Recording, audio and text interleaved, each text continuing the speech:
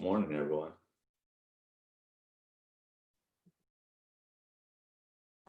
Morning. Hi, Chairman. Hello, colleagues.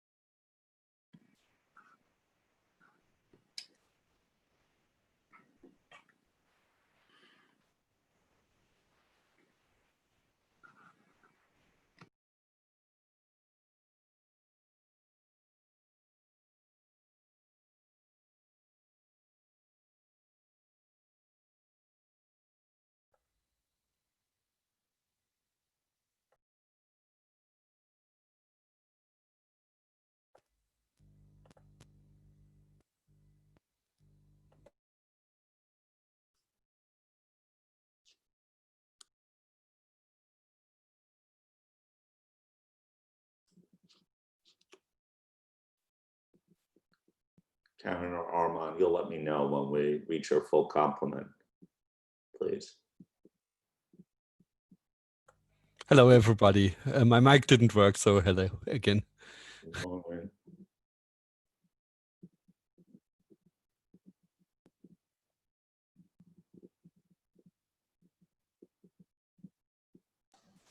Hi, Tom. I just counted, and that's all board members on that. Okay. Well, good morning, good afternoon, good evening to everyone. And who would have thunk, as they say, but our third full virtual plenary meeting begins right now. So I'm glad to see everyone. I'm glad to see that everyone is healthy. I assume that's the case. And I hope that you and your families and your colleagues are as well. I wanted to welcome that we have a full complement of board members at this meeting, so that's great as always. I also want to welcome Marcus Grun from the PIOB, who's our observer from the PIOB this week, and our official observers, Jim Dalkin, the CAG chair, and Yoshi Matsumoto from the Japan FSA. As I said, we have the full complement of board members and TAs this week. Also, thank you for all of our growing viewership on YouTube, where our meetings are being broadcast live to observers that want to follow our sessions in real time. We thank you for your continued interest in our work. And also, just a reminder that we will also be posting recordings of the session on our YouTube channel, generally on the day of the meeting, sometimes just a day later, depending upon the timing. Not surprisingly, the focus of this meeting is our QM standards. We pushed them back to September just to give us a little bit more time to refine and coordinate them. And, I think this is a momentous moment for this board. One of the things in this turbulent time is trying to figure out how you can have meaningful impact on this world and try to make sense of it all. And I honestly believe that the passage of the QM standards are one of our ways to have meaningful impact. If appropriately applied, they should reinforce quality in the audit engagements and reinforce confidence in the profession. And again, it's a real, taken together, this move towards a continuous improvement culture, culture in which audit quality is at the heart of what firms do. I think it's tremendously important, and it should have long-term positive confidence in the profession's work. I should say that this is not going to be a small undertaking this week. I'm reminded this is probably the first time ever this board has tried to approve 3 standards that are so interlinked at the same time with such consequence. And it's complicated on many fronts. But so first thing I wanted to say is that it's complicated because it's a huge workload that the task forces and staff and those involved have had to deal with. But it's also a huge workload for those who are board members and TAs who are involved to be reading everything and turning things around.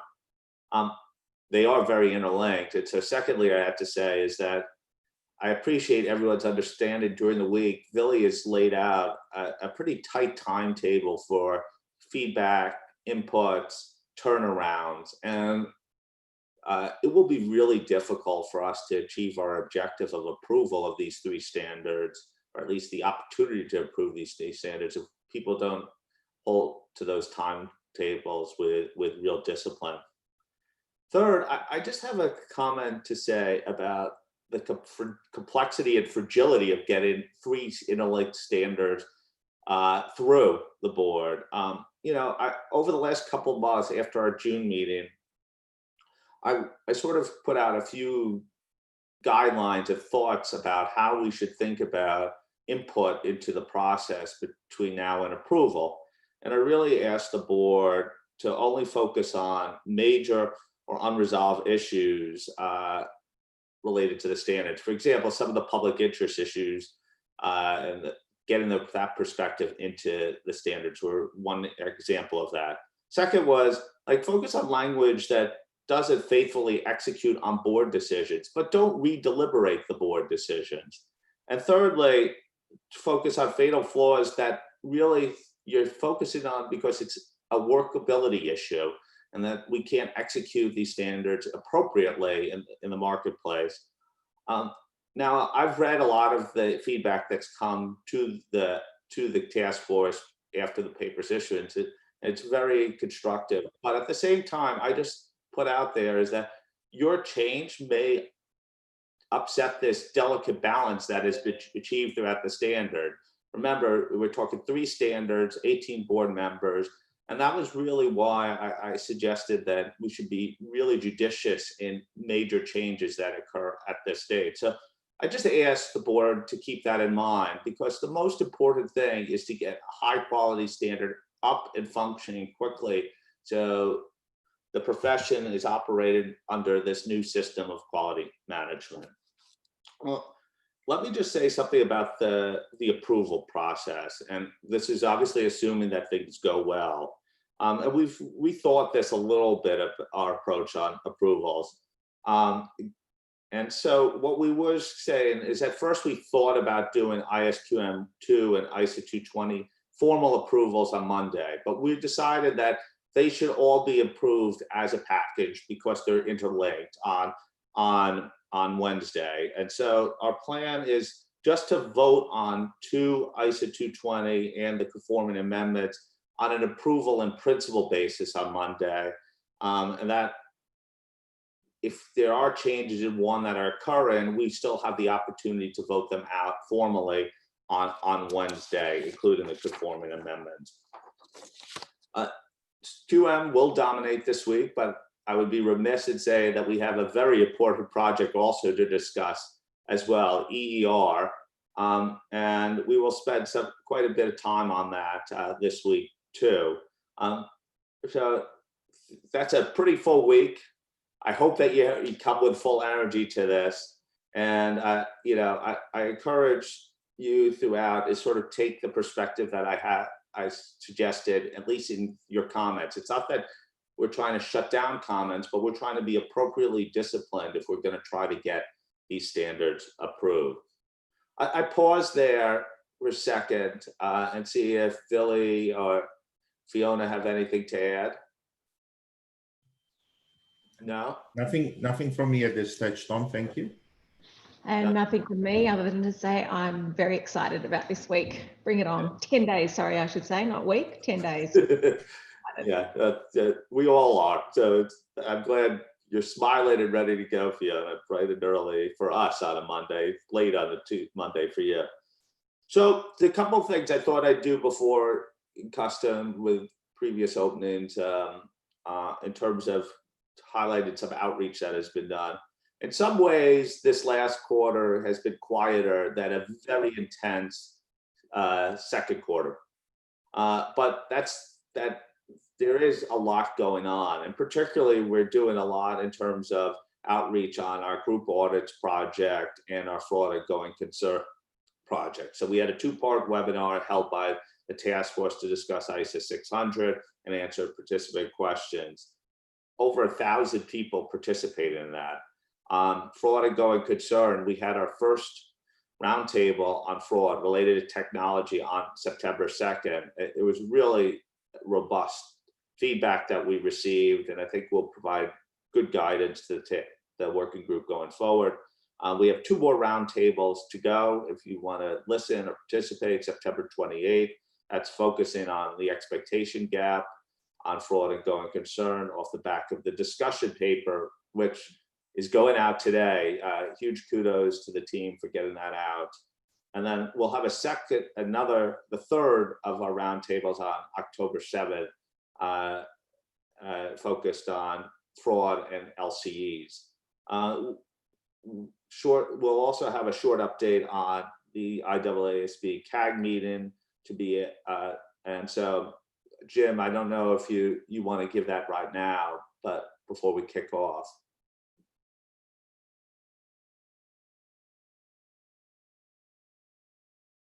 One second, I see. It's that mute button. Good morning, everyone. Afternoon. Hopefully everyone's doing well. We did have a very productive CAG meeting last week.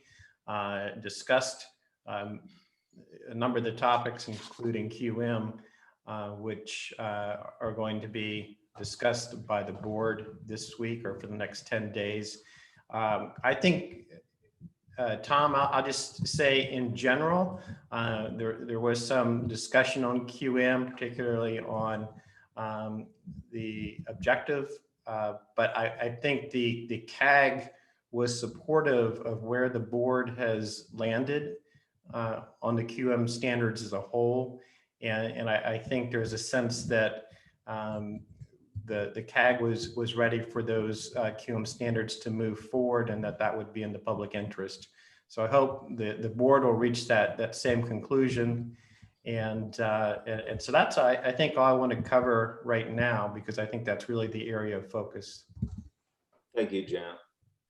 We like to do birthday announcements, and there is one birthday in September I want to highlight. It's the PIOB's 15th birthday this month, and there is going to be a webinar panel celebration of the PIOB's existence, and so Stavros, monitoring group co-chairs, I am going to be on one of the panels related to that. But happy birthday, PIOB, and I just will highlight, we'll send out more information when we know all the details about the seminar, but it's a really important partnership for us, the PIOB. We'll do minutes later in the week. We're still awaiting some comments on that. And then finally, before we start, I always like to plug our social media. So please follow us on Twitter. We're creeping up to 7,000 followers. Hopefully we'll get there shortly. LinkedIn, it's a growing space for us to share our materials and our videos. We have over 1,000 followers in very short time. And then YouTube, we have 214 subscribers right now. So we're making progress on the digital front. So that's a lot of intro. I've basically used my time up, and I think everyone's ready for the main event. So with that, Julie, I turn it over to you. First of all, thank you, your task force and all the other QM task force for the enormous amount of work. And just a reminder, this is the culmination of years of effort on everyone's behalf. So thank you. And Julie, thank you for stepping up and agreeing to chair this task force. I don't know if you agreed or were voluntold, but thank you, Julie, and thank you to the task force. So over to you. My history with these things, Tom, and at least in the firm, is that I sign up for them and then realize afterwards that someone didn't tell me all the details, but that's okay. Can you hear me okay? Okay, good. Okay, so we're going to get started. Tom, you mentioned that we're at the final stages. We really made a lot of good progress in June, and so we are going to build on what we discussed back in June. Hopefully not to go back and redeliberate, but we're going to move forward. I do think, just before we get started, I wanted to thank the board for sending in your comments. It's very, very useful for the task force to have those thoughts in advance of the board week. It gives us some direction as to where to focus our efforts when we meet as a task force. It also gives us some ability to think through some of the issues as we start to talk about them at the board, so that we can be the most productive in our plenary session. So I just wanted to thank those that sent those through. Very, very helpful for us. And I definitely want to thank all the members of my task force. While we had an extra 3 months, we didn't take our foot off the gas for any of that time. You will see in the issues paper, I think we had 5 video conferences during the last quarter. So it's been very, very busy, and I really appreciate all of their efforts to move this forward. I'm up here speaking, but I'm only up here speaking on behalf of the group. So I just want to recognize all the task force and past task force members too, because as you said, Tom, this has been a standard that's been in progress for some time. So I'd be remiss if I didn't mention them as well. So when we get started, I'm going to take the issues paper as read by the board. I think that's evident by the comments that we got through offline, and I'm going to work through the issues. And you might not hear me talking all that much in this session, because there's quite a number of questions as we walk through the standards. So I'm hoping to hear from all of you. As you remember, when we left June, we had a few areas that the task force went away to focus on. Those areas are listed there on the slide in the top section of bullets. Those were also the ones that we highlighted for you in the issues paper, where we had described what the task force had done in the last quarter on those issues.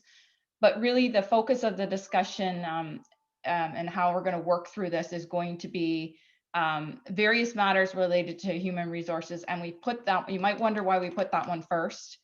We put that first because you will remember there was quite a discussion in June about how the task force had represented the content in the standard with respect to resources. We had quite a lengthy discussion on that. And so the task force felt that it would be ideal from a board perspective to talk about that one first. If there were anything substantial that came out of this discussion, we would have the ability and time as a task force to regroup and think through alternatives. And so we put that one first. And then the rest of the order will just be walking through the standard in order. This would be the time you've seen the full draft. And so we felt that it was probably the best way to walk through it in order and ask the questions as we go. So that's the plan for the session over the next few days. Next slide, please. We did have the meeting with the CAG last week, and I'm going to summarize some of the comments from that meeting. And Jim, if you want to add in anything, I'll turn it over to you at the end, if that's okay. We talked about the scalability of the standard with the group. I think the representatives on on a whole thought that the scalability of the standard had been improved. There had been substantial movement in that area from earlier drafts, and so they complemented the task force on the readability and the scalability that's been able to be built in. We did talk about that public interest paragraph. Jim mentioned the objective discussion. We had that discussion. I'd say there was general support for the movement and the relocation of the paragraph we had done and put forward as a task force. We also had the PIOB representative on that group mention that they appreciated the efforts that have been made there by the task force to address that public interest issue. As well, on external communications, we had a lengthy discussion with the CAG back in March on this topic, and it was just a really circle back, report back to the group on what had been done since then. So the group felt that satisfied, I would say satisfied, or there was support for how we had moved forward on external communications, particularly the scalability of the requirement and how we were making that requirement, I guess, a little scalable, more scalable for smaller firms to deal with, because it was the requirement was really for communication with those at audit listed entities, and felt that the rest of the requirements that had been adjusted there really stayed true to our principles-based approach. There were some discussions and questions around what the purpose of the requirement was, and we talked about the fact that there'd be lots of reasons why that communication would happen, and some suggestions for some application material to be added there, but generally supportive, as well as the PIOB representatives appreciating, again, the efforts to move that forward. Next slide.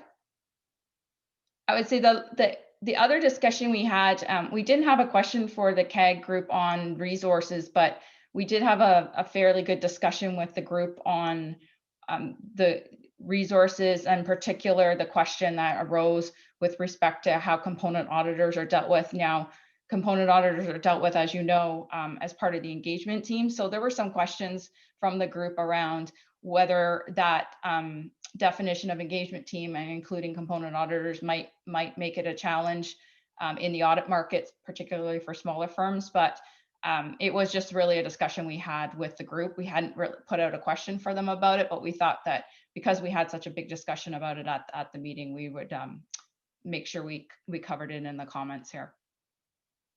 I think that's all we had for slides, Jim, on the CAG meeting. I don't know if you want to add anything to that. Thanks, Julie. I really don't have much to add, but there has been a number of the CAG members who have been very proactive about discussing firm communications and transparency reports specifically. QM may be one approach, but I do think there's a contingent that would like to see more. But I think from a QM standpoint, where the CAG ended up was it was appropriately written, and it also had that jurisdictional flexibility. And I think there was support for the way where you landed on that. Thanks.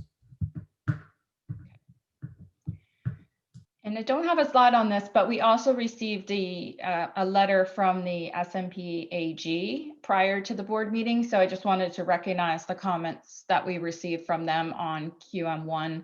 I would say three main themes. One is they still have some continued concern around scalability, certainly recognizing where the standard has come from and where we are today, and the fact that there's been a lot of attempts by the task force to build in scalability, but they're still flagging continued concerns from a scalability perspective. They're supporting those revisions that we made in the external communications requirement, and not surprisingly, implementation guidance and materials will be crucial for the implementation of the standard, particularly for smaller firms. And so they just noted, I would say, those three things in their comments. So, okay. Next slide. So now we're going to move into the heart of the matter, and we're going to talk about human resources. The slides for this session, well, this session and tomorrow, are laid out like this, where we have the paragraph references for the topic we're going to discuss. And in some cases, there's a specific question on that topic. In some cases, it's just the general question around, do you have any comments with respect to the section in its totality. But on human resources, we did have a specific question in our issues paper. You'll remember that discussion we had back in June around human resources. We had some introductory paragraphs included in that June draft that we have subsequently removed based on the board direction at the time that they felt that you felt that that was potentially overcomplicating it or trying to draw too much content into the introductory paragraph. So those have been removed. You would have seen that in the draft for this meeting. We've reinstated the definition of personnel, which had been removed in the previous version, but has been there in other versions going back in time. And so that is back in there. And we have not included a definition of engagement team because, as you know, that definition lives elsewhere.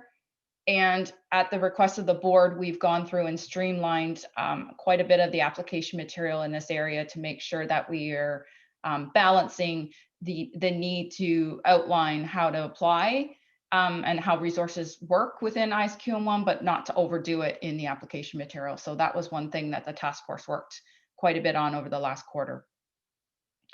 So with that, I'm going to open it up, Tom, to questions on human resources. Those are really the summary of what we've done from a task force perspective. Thanks, Julie.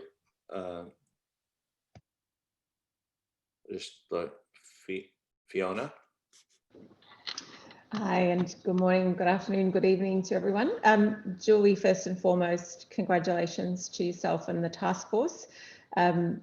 I know how hard it has been for me to do my day job, and we're all in the same time zone working virtually. I cannot imagine how difficult it was to try and progress what you've been doing over the last, well, this year, but in particular the last 3 months to get to where you've got to. So you should absolutely be congratulated, and I'm very impressed with how you've managed to get us to where we are for today's meeting. So well done. I will just put on public record up front. I have no fatal flaws with this version that you have shared with us in the issues paper. Offline, you've obviously seen some minor suggestions, some of them around application material, and having chaired a task force and know what stage of the process you're at, I pretty much know what will happen to those suggestions, which is totally fine. There are also a couple of suggestions around some guidance as well, so non-authoritative guidance, which would come later on to try and help with the implementation. So on response to your first question, I am supportive of what you've done and comfortable with where you've landed on that. So thank you. Thank you, Fiona. Isabel. Yes, hello everybody. And congratulations to the task force for the impressive job that has been done. It's really more easy to read right now.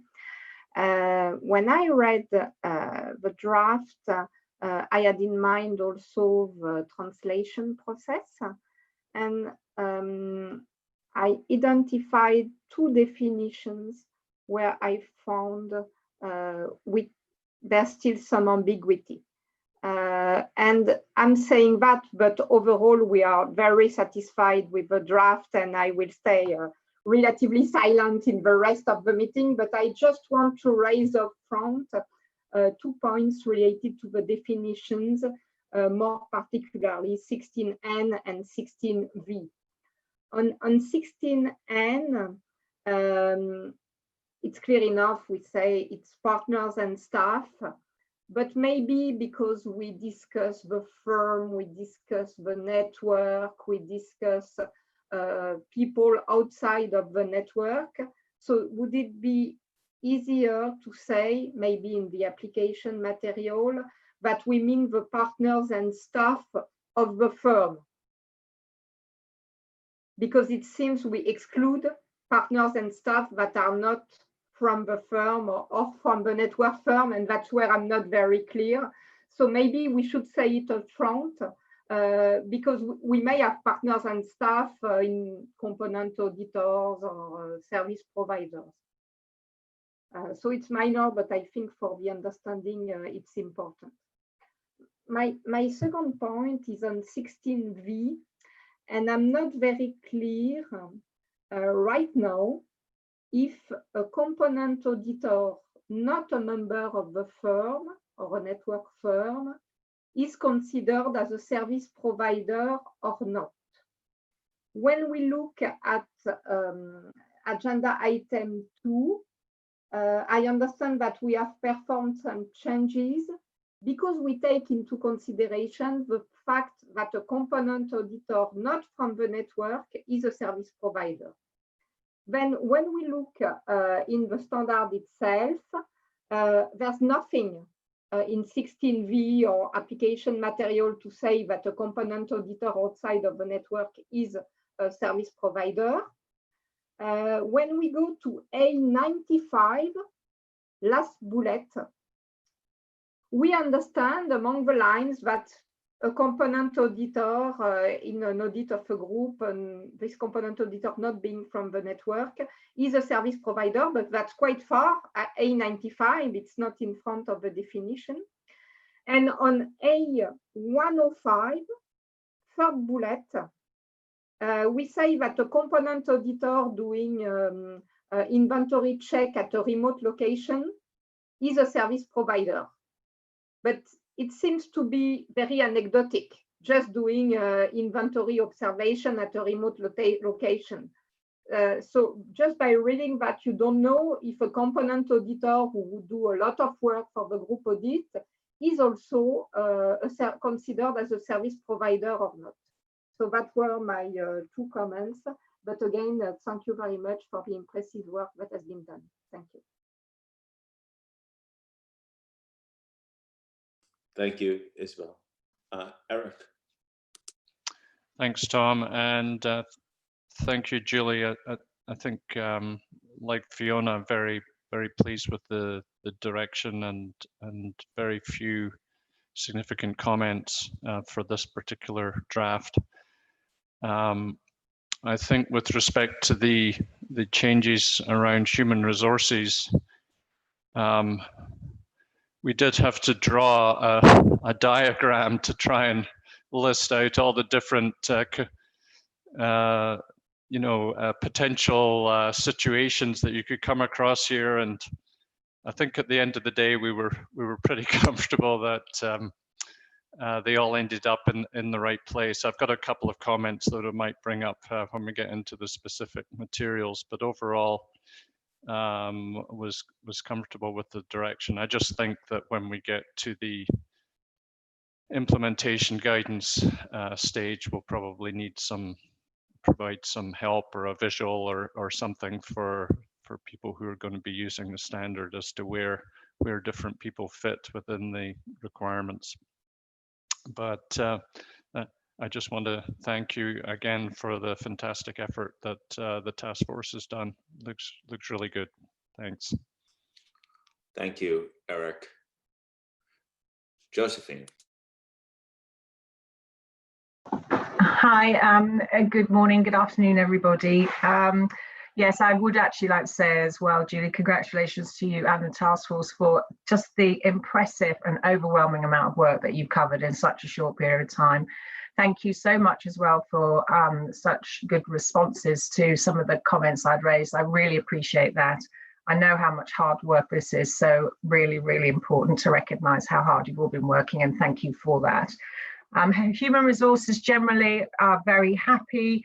I did get some comments following some outreach, which was after I'd sent you offline comments, that sometimes within the standard, perhaps it's to Eric's point, when we're dealing with individuals and we're dealing with personnel, it's not completely clear whether the individuals are actually including personnel or not including personnel. I mean, perhaps Eric's drawing might be shared to the rest of us, and that drawing perhaps could go in our implementation guidance.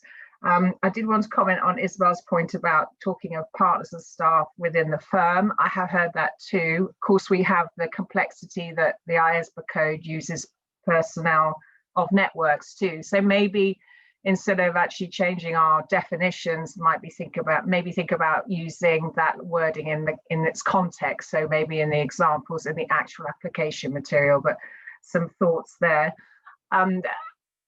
Generally though, I just want to ask you, in terms of the changes that were made in respect of the person with ultimate responsibility, are we covering that later, or do you want me to cover that now? I thought we were probably going to cover that later. I just wanted to check. I think it's for later when we're going through the draft. Okie doke. Correct? Is All that right. correct, Julie? I just wanted to check that Natalie, did we cover that paragraph later? Because if not, we should make sure we cover it now.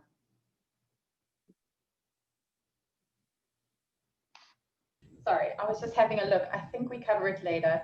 Okay. I think so. We'll ensure we cover it later. That's great. Well, thank you. And that's it. Thanks so much again. Thank you, Josephine. Len. Thank you, Tom. Thank you, Julie and the task force. Again, echoed what people have said.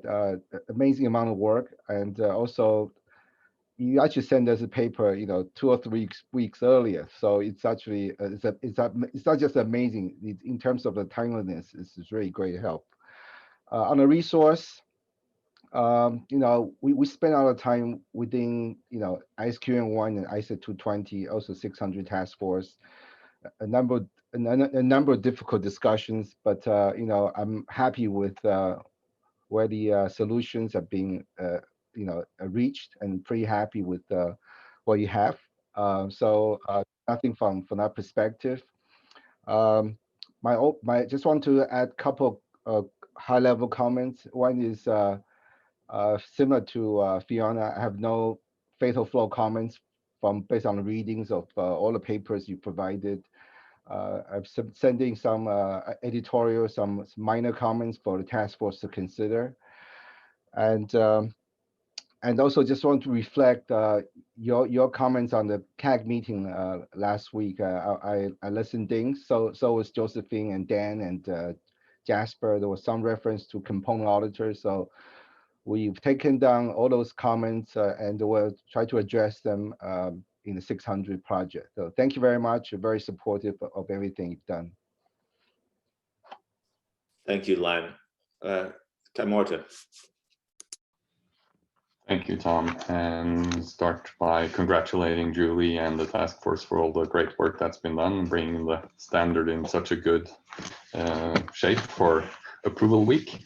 I sent through some comments and minor suggestions offline, and one of them being similar to what Eric raised, that I think that sometimes, or for the that we need to provide a diagram or something to show the different groups and who's involved in them. But generally, very happy with what's been done. I think we're in good shape for the week. Thanks. Thank you, Kai. Roger? Yeah, again, congratulations, Julie, to you and the task force. Like others, have no fatal flaws. We have sent some comments through. Apologies, I didn't quite make the deadline, but we have sent some comments through for the task force to consider in this particular area around application material. And a couple of comments that we've brought up before that we will have reinforced. If they can be addressed, that would be great. They are not fatal flaws for us. But we think you've done an amazing job, and the package is looking very good. So congratulations. Thank you, Roger. Rich?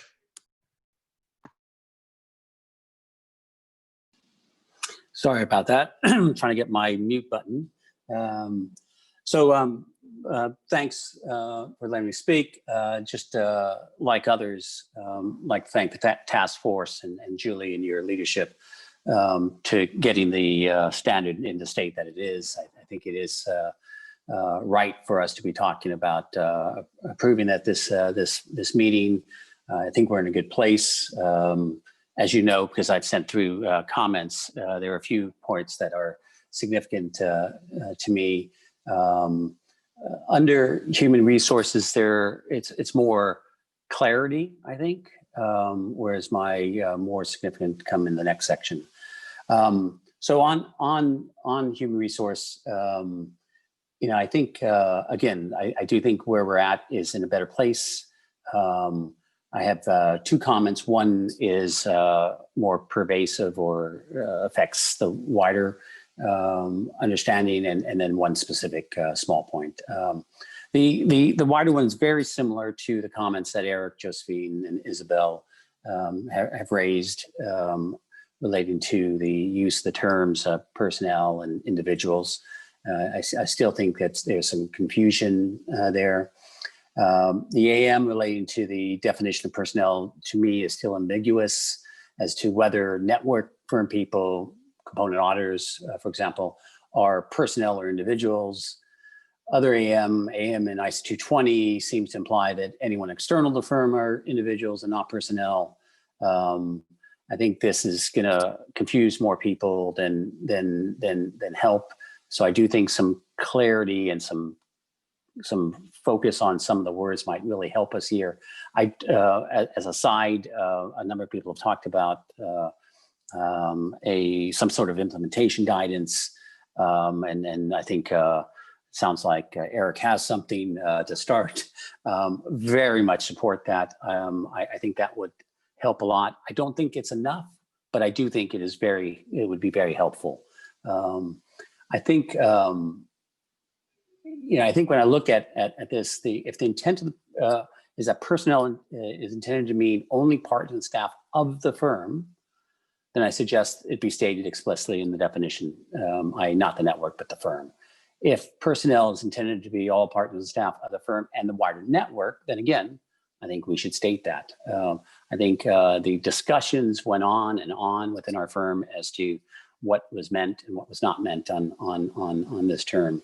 And again, while I think the implementation guidance would allow the implementation of the standard that much better, I think the actual language should be cleaned up. I can't remember, I think it was Isabel, but similarly, the reference in A21 to service delivery center adds confusions to me. Many SDCs are outside of the firm, but within the network. So using the word of the firm to me is ambiguous and might cause confusion in its implementation. Again, I think while we tend to try to keep words discreet and not overflowing, I do think a few extra words here would be a good thing. Adding within the firm or external to the firm throughout the standard would help make it clear what side of the fence we are on these topics. Another related thing, and again, it was somewhat referred to, but maybe not explicitly by others, and that's the use of the term individual in its literal sense. So we have that in the description and definitions, but throughout the standard, we have also used the word individual or personnel in the normal sense of the word.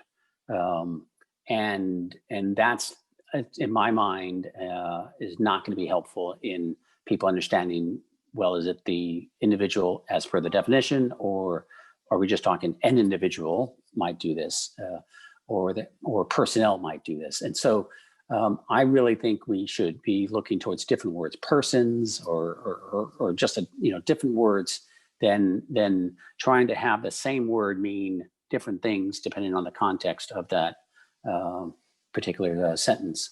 We highlighted a number of places that this was the case, but I just think a scrubbing of the text would be useful.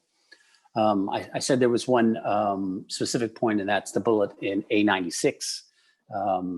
Thought the previous draft language was much better here. The firm's policies and procedures can tell an engagement partner where and how to get information that enables them to make a judgment on team members' competence and capabilities, but I don't think policies and procedures can state how to make that judgment. So I think, again, I would revert back to the previous language. Thanks, Julie, and hopefully our comments were easy to understand, and these should just amplify those. Thanks a lot. Thanks, Rich. Tom's just had to duck out, so I will call on the next one, which Imran, you're next in line. Indeed, I am. Thank you very much. So good afternoon, and I share Tom's view expressed during the opening that this is going to be a momentous moment. We are in a momentous moment for the board, and we'll keep the momentum going of that for the next 10 days. I really would like to echo the appreciation for the enormous work of this task force, looking at the track change version of the standard recognizing that much of that work got done in the last 3 and 6 months is really just absolutely phenomenal, and it's a reflection of how responsive the task force has been to what we had, particularly at the time of the ED. I have had the opportunity to send through detailed comments, and in almost every case also send through suggested wording and edits, which I hope will assist the task force to gather better context around the comments I am making today. I do have a few points of significance in this section and other sections, particularly focused on 2 aspects. One is the public interest issues in the standard, and the second one is around the understandability and practicality of particular matters. And with that in mind, I will make my initial comments on this first batch. In respect of the application material A21 and A22, which is the scope of what we're discussing at the moment, I'll raise 2 comments there. The first is that the extent to which we describe the potential for the firm to use service delivery centers and potentially to use other individuals creates, from a regulatory perspective, the risk always that a firm will subcontract too much or all of its quality considerations. So elsewhere in the QM, we continue to reemphasize the firm's primary responsibility for being responsible for quality. I've suggested an application material paragraph which helps to place a ceiling or a lid on what A21 and what A22 do, because A21 and A22 don't have any limits to them. It's really open-ended as to the extent to which the involvement could be. And I've offered some language around what an application material paragraph could be used in order to place a limit on that. Also, and I think it may talk to some of the conversation we've had already about trying to understand when it's individuals and when it's personnel. So I'm on to my second point now, is that I thought in reading A22 that A22 was unnecessarily narrow in only focusing the use of other individuals. I thought that our plan was that the firm may use other organizations external to the firm. And for that purpose, I propose that not just in A22, but also in A28, we needed to, in this application material, recognize that other individuals and organizations will assist the firm in performing activities within a system of quality management. If that's followed through, there would be 2 references then to potentially to organizations also in A28. I'm mindful though that there's a more complicated discussion that has just happened, and that a picture may describe that in fact individuals in this case also describe organizations, but that all that really just confuses me. The last comment, which is my third comment on this batch of paragraphs, relates to A34. A34 is a new paragraph for us. And it's about this individual was assigned responsibility for matters in paragraph 20, etc. So we've introduced this idea that the individual, based on the legal structure of the firm, may not be a partner of the firm or be employed outside of the firm. And it is a particular concern that we need to qualify the 2 broad permissions that we grant in A34 in some way. So I propose that those circumstances indeed need to be rare circumstances, that we don't end up in a situation where broad swathes of our industry seek to restructure themselves so that people outside the firm escape regulatory oversight and become those individuals responsible for quality. And so I've introduced the word rare there. And also finally in paragraph 34, where we recognize that there may be some circumstances where this individual has the appropriate influence and authority within the firm to perform the assigned role because of arrangements made by the firm. I think that this is too important a matter to leave as mere arrangements, but that the introduction of the word formal there would certainly help to button this down. It's hard to imagine that any firm would undertake these arrangements without doing so in a formal way. So those are my comments on this batch of paragraphs. Thank you, Deputy Chairman. I'm back, Imran. I was here for that. So thank you for sharing it. Welcome back, Chairman. Thank you. So a couple of those comments relate to the responsibility section, and we'll take that up.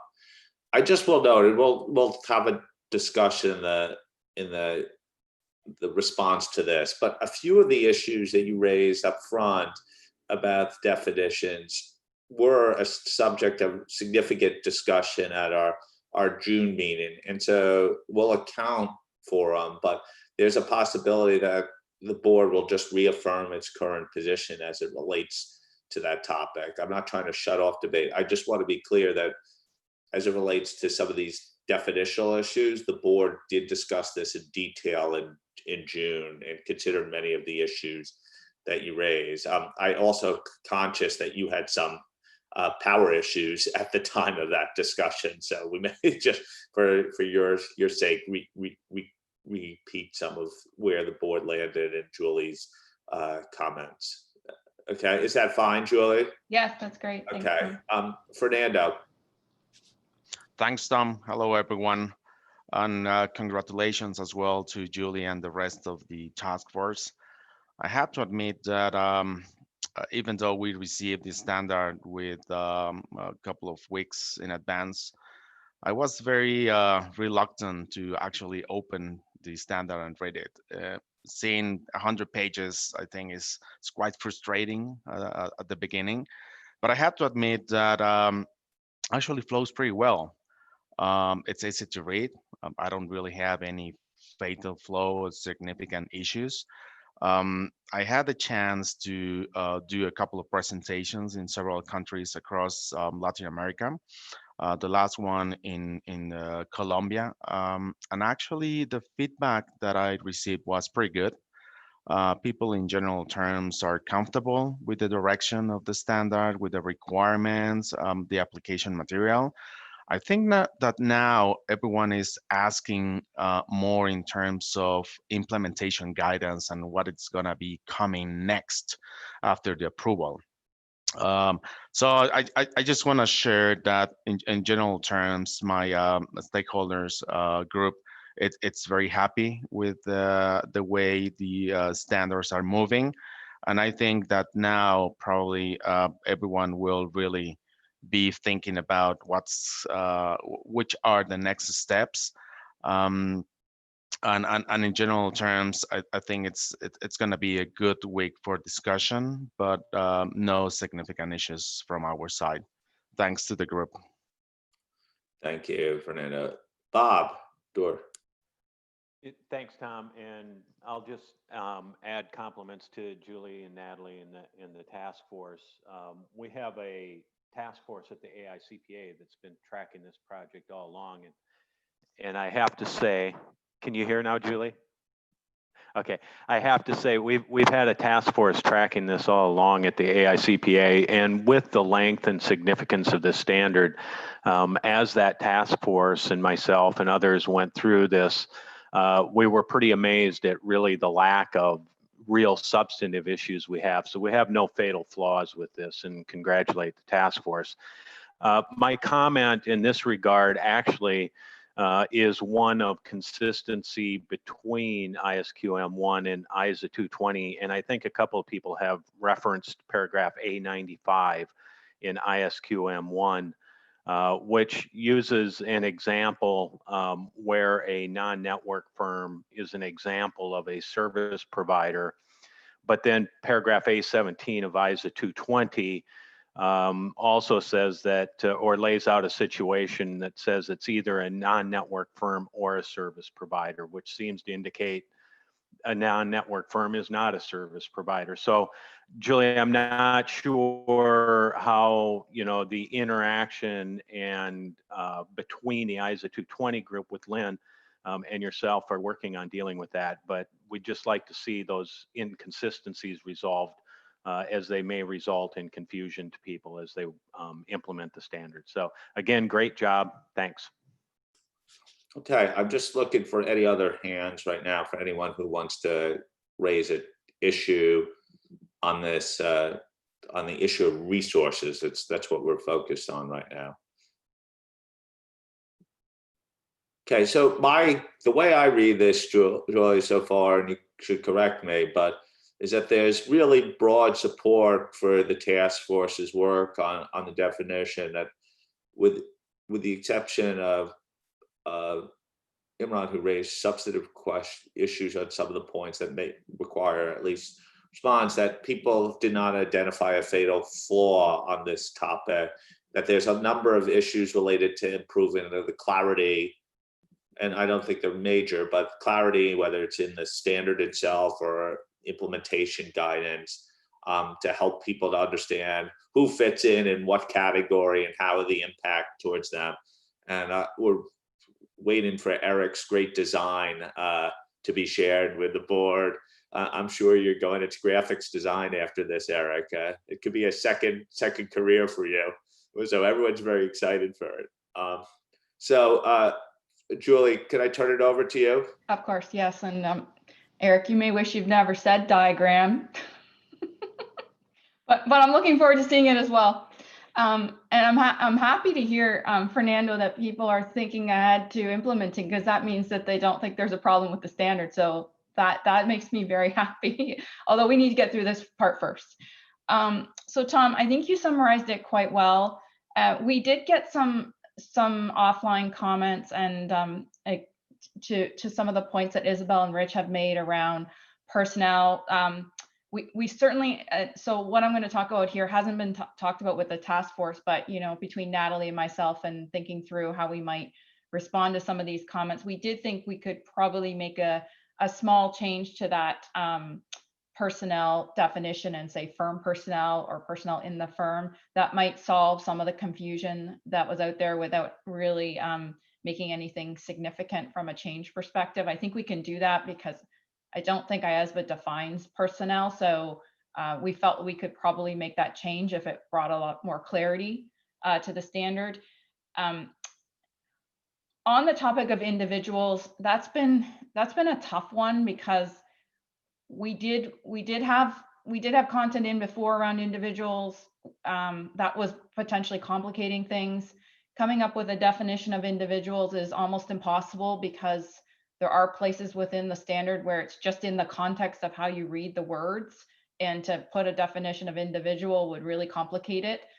So we've moved away from that, thinking that as IAASB actually does in their code, you read the word individual in the context in which it's written, so as a natural person and in the context. So we think that's probably the better approach in the standard, recognizing that from an implementation perspective, there's probably more we could do there on drawing out the differences and explaining it better. So like I said, this is my and Natalie's thoughts as we've been trying to brainstorm in advance of this week. So we thought we could probably do that to try to ease some of the confusion. There's certainly some editorials we can make to some of the application material. Rich, you brought up some suggestions which we think are relatively straightforward and easy to fix if that brings clarity. So appreciate those thoughts in advance.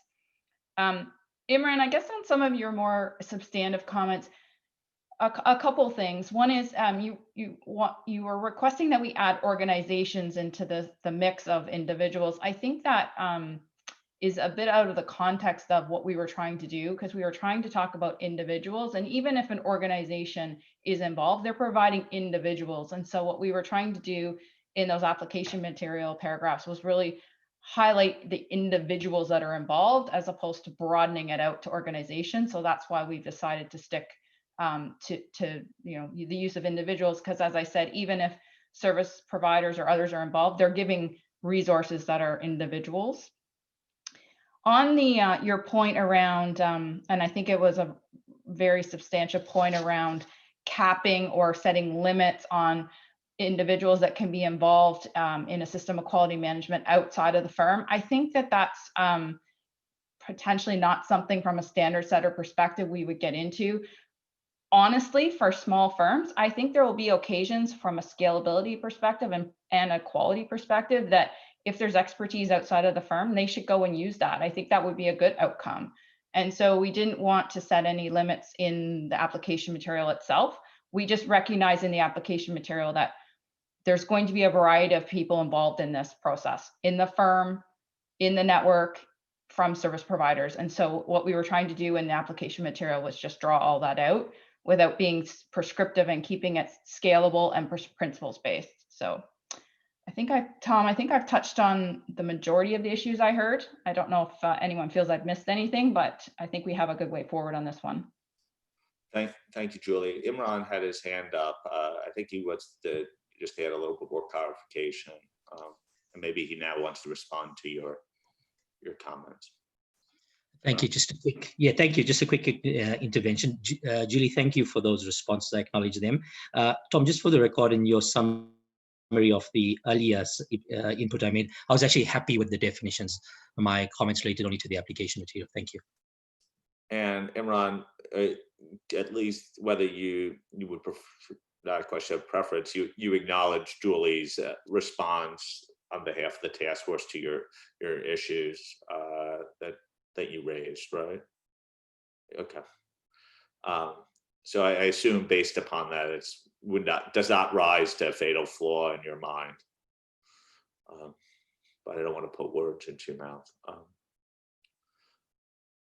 Okay.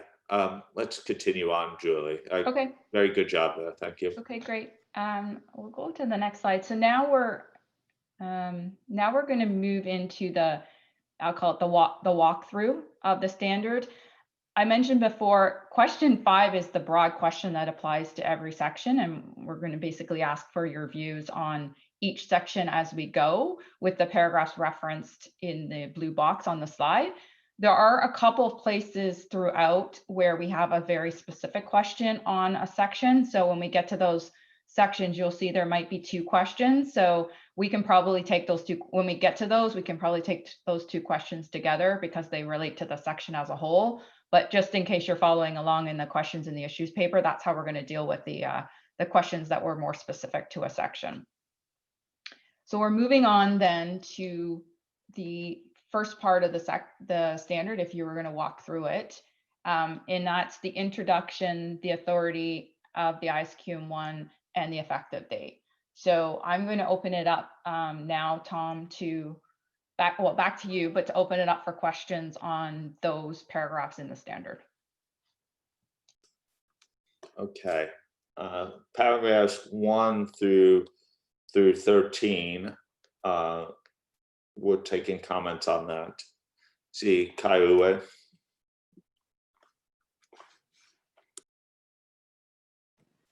Thanks, Tom. Hello together. And thanks, Julie, for the hard work you have done with the task force. And we have had a lot of opportunities to talk to each other between the 2 board meetings we had. I have one comment within this section to little c. It's concerning to the term quality risk.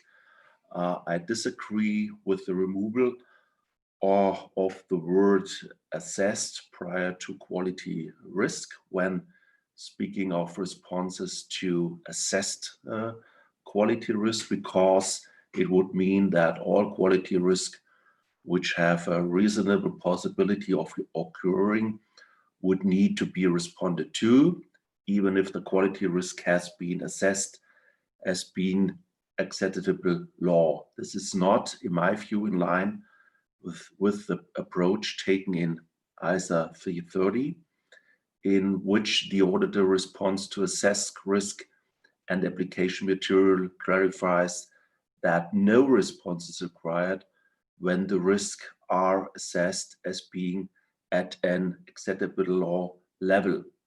I have noted the instances where assessed needs to be reinserted in the draft, but I'm not sure whether I have identified all of them. You can see my offline comments. Thanks.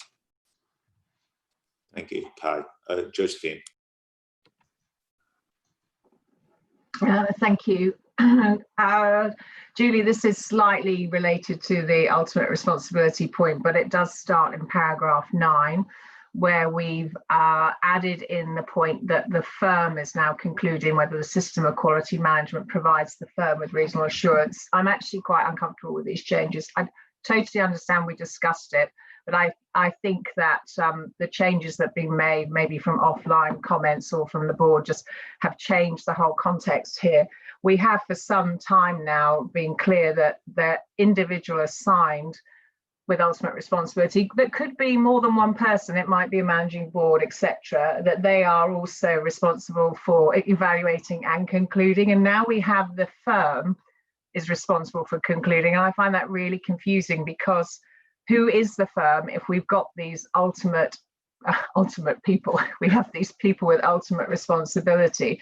Essentially, I feel like now there isn't anyone ultimately responsible for evaluating, concluding by this addition.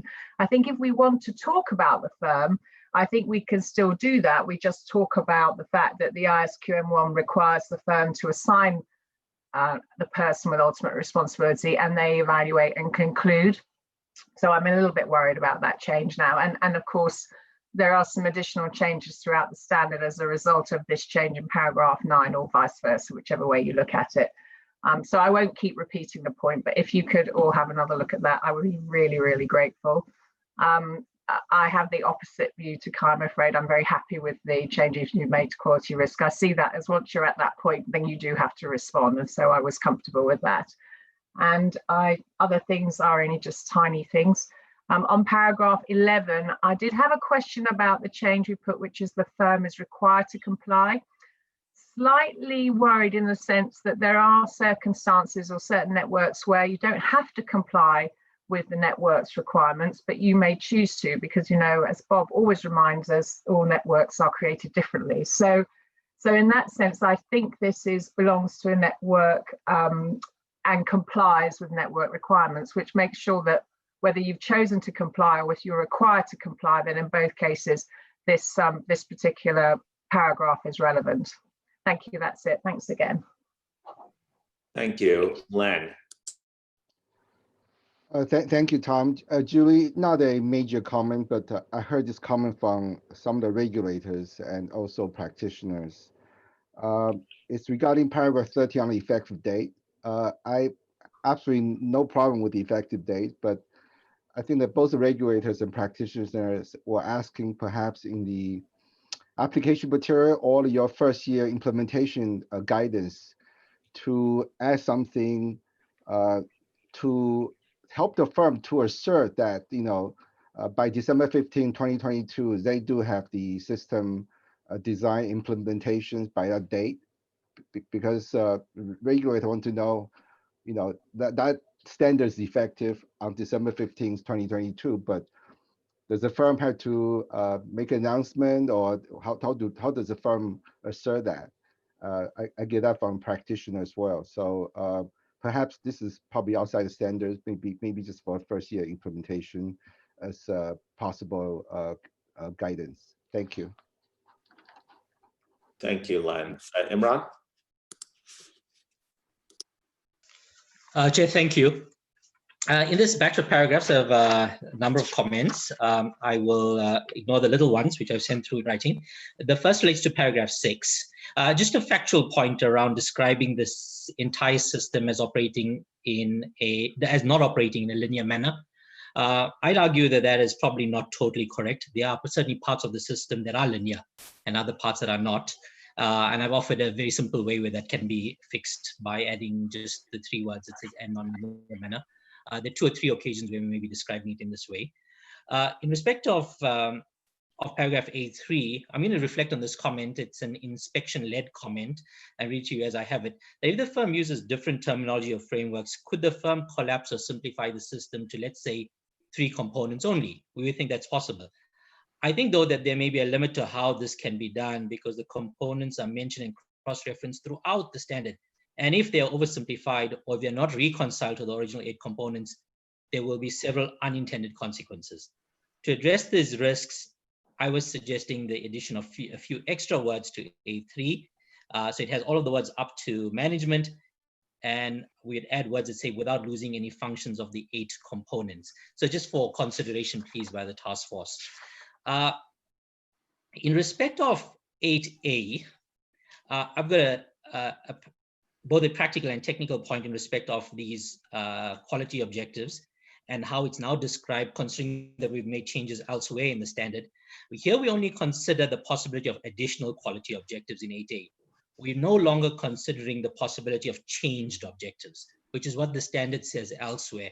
And perhaps the task force wants to look at that to see whether this description in paragraph 8 is now consistent with the rest of the standard. My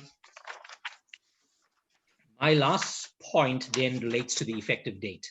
I had the benefit of a call with Julie and Natalie and several members of their team around the effective date, paragraph 13.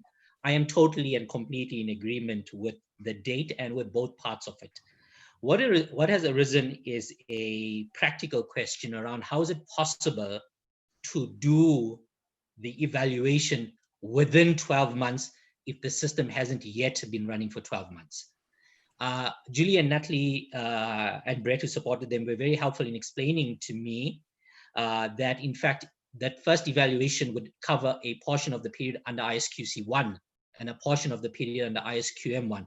In other words, there would be an X and Y in the first period, and in future periods, there would only be Y.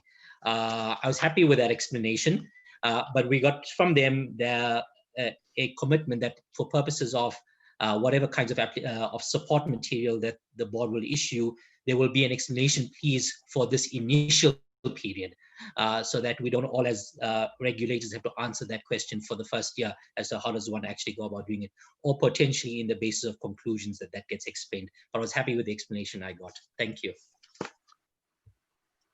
Thank you, Imran. Anyone else? Guess I had a little bit of reaction to Julie's point on 9. I mean, Josephine's point on 9. I have to say I have a little bit of sympathy to it.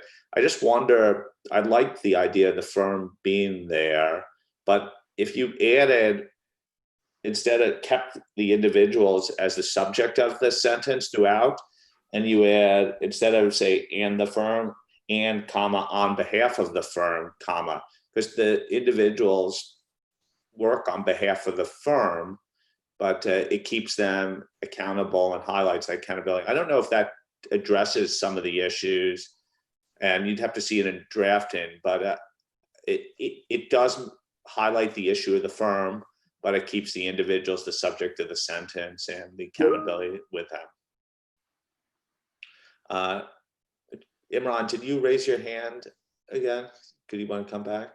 Yes, Tom, I just wanted to come back on that. My apologies, I missed this. That Josephine's comment earlier about the firm, I agree with it.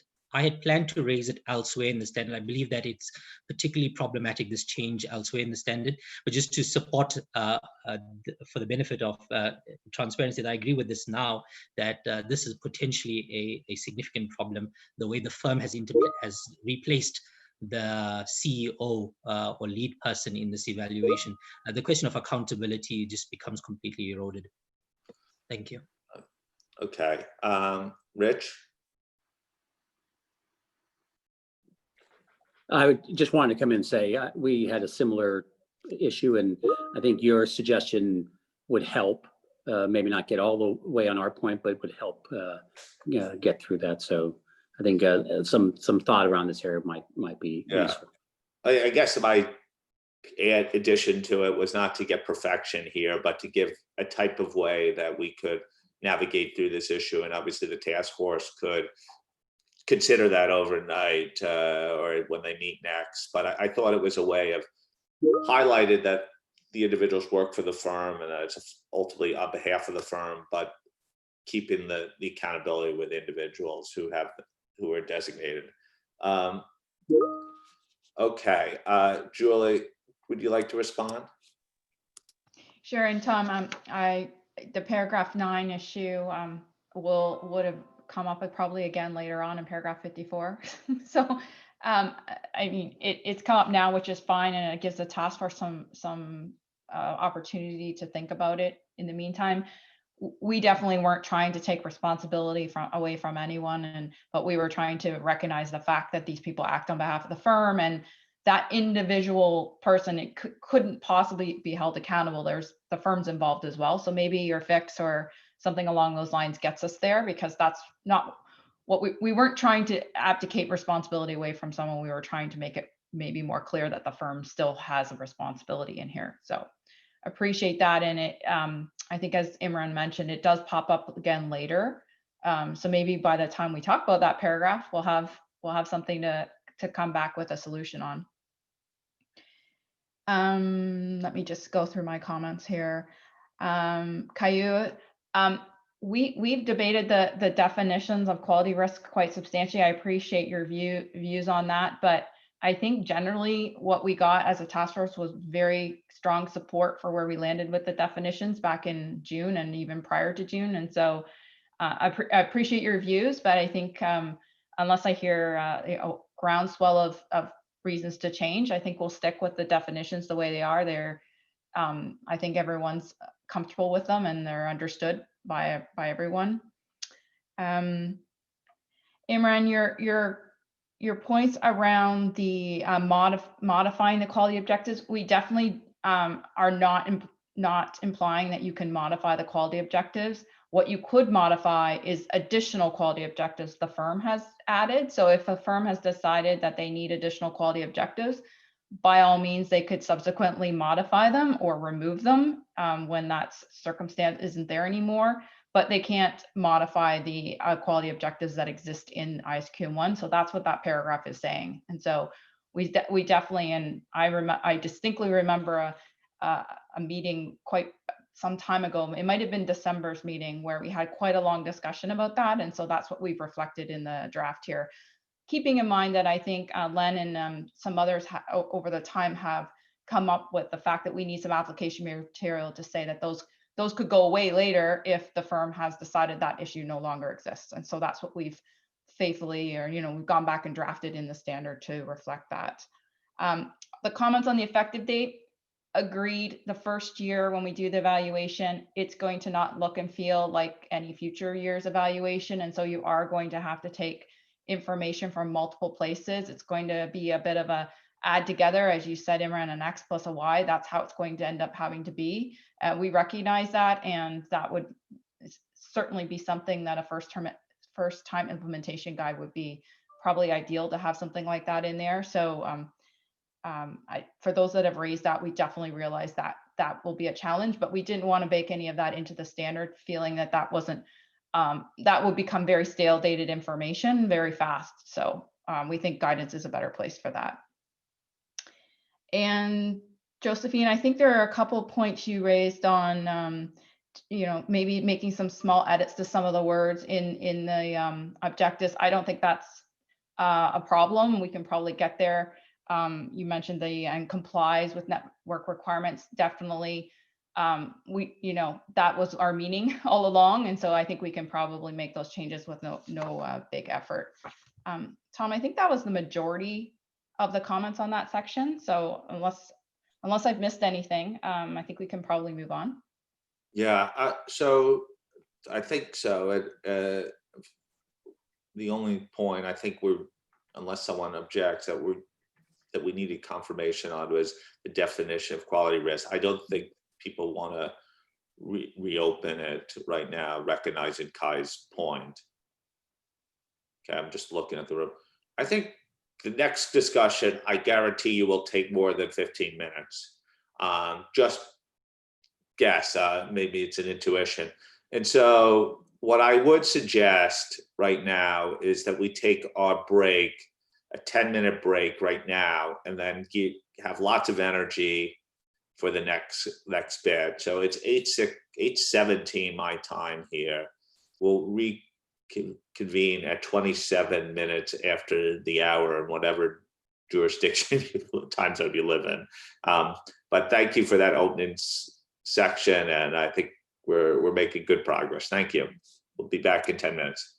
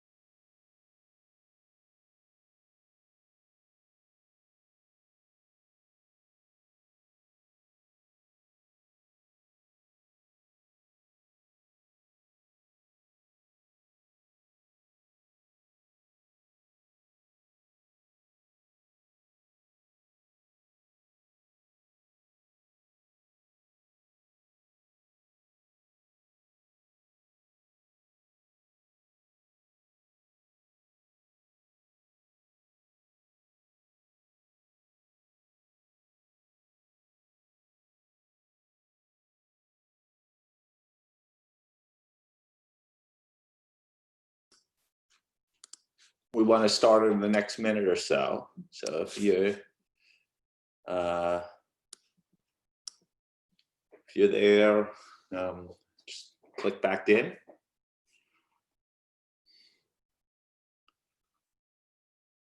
Give it one more second. See, almost everyone is here.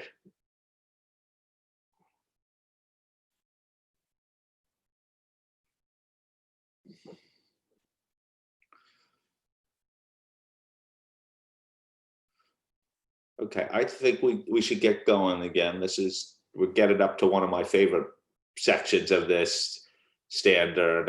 And I think the task force, I've actually been one of the biggest pushers on this element. And remember, this is all done in the context that we're creating a system of quality management that is not just about compliance, but it's about a system of continuous improvement aimed to achieve broader confidence in the quality of engagements that firms undertake. So I thank the task force for their attention to this issue.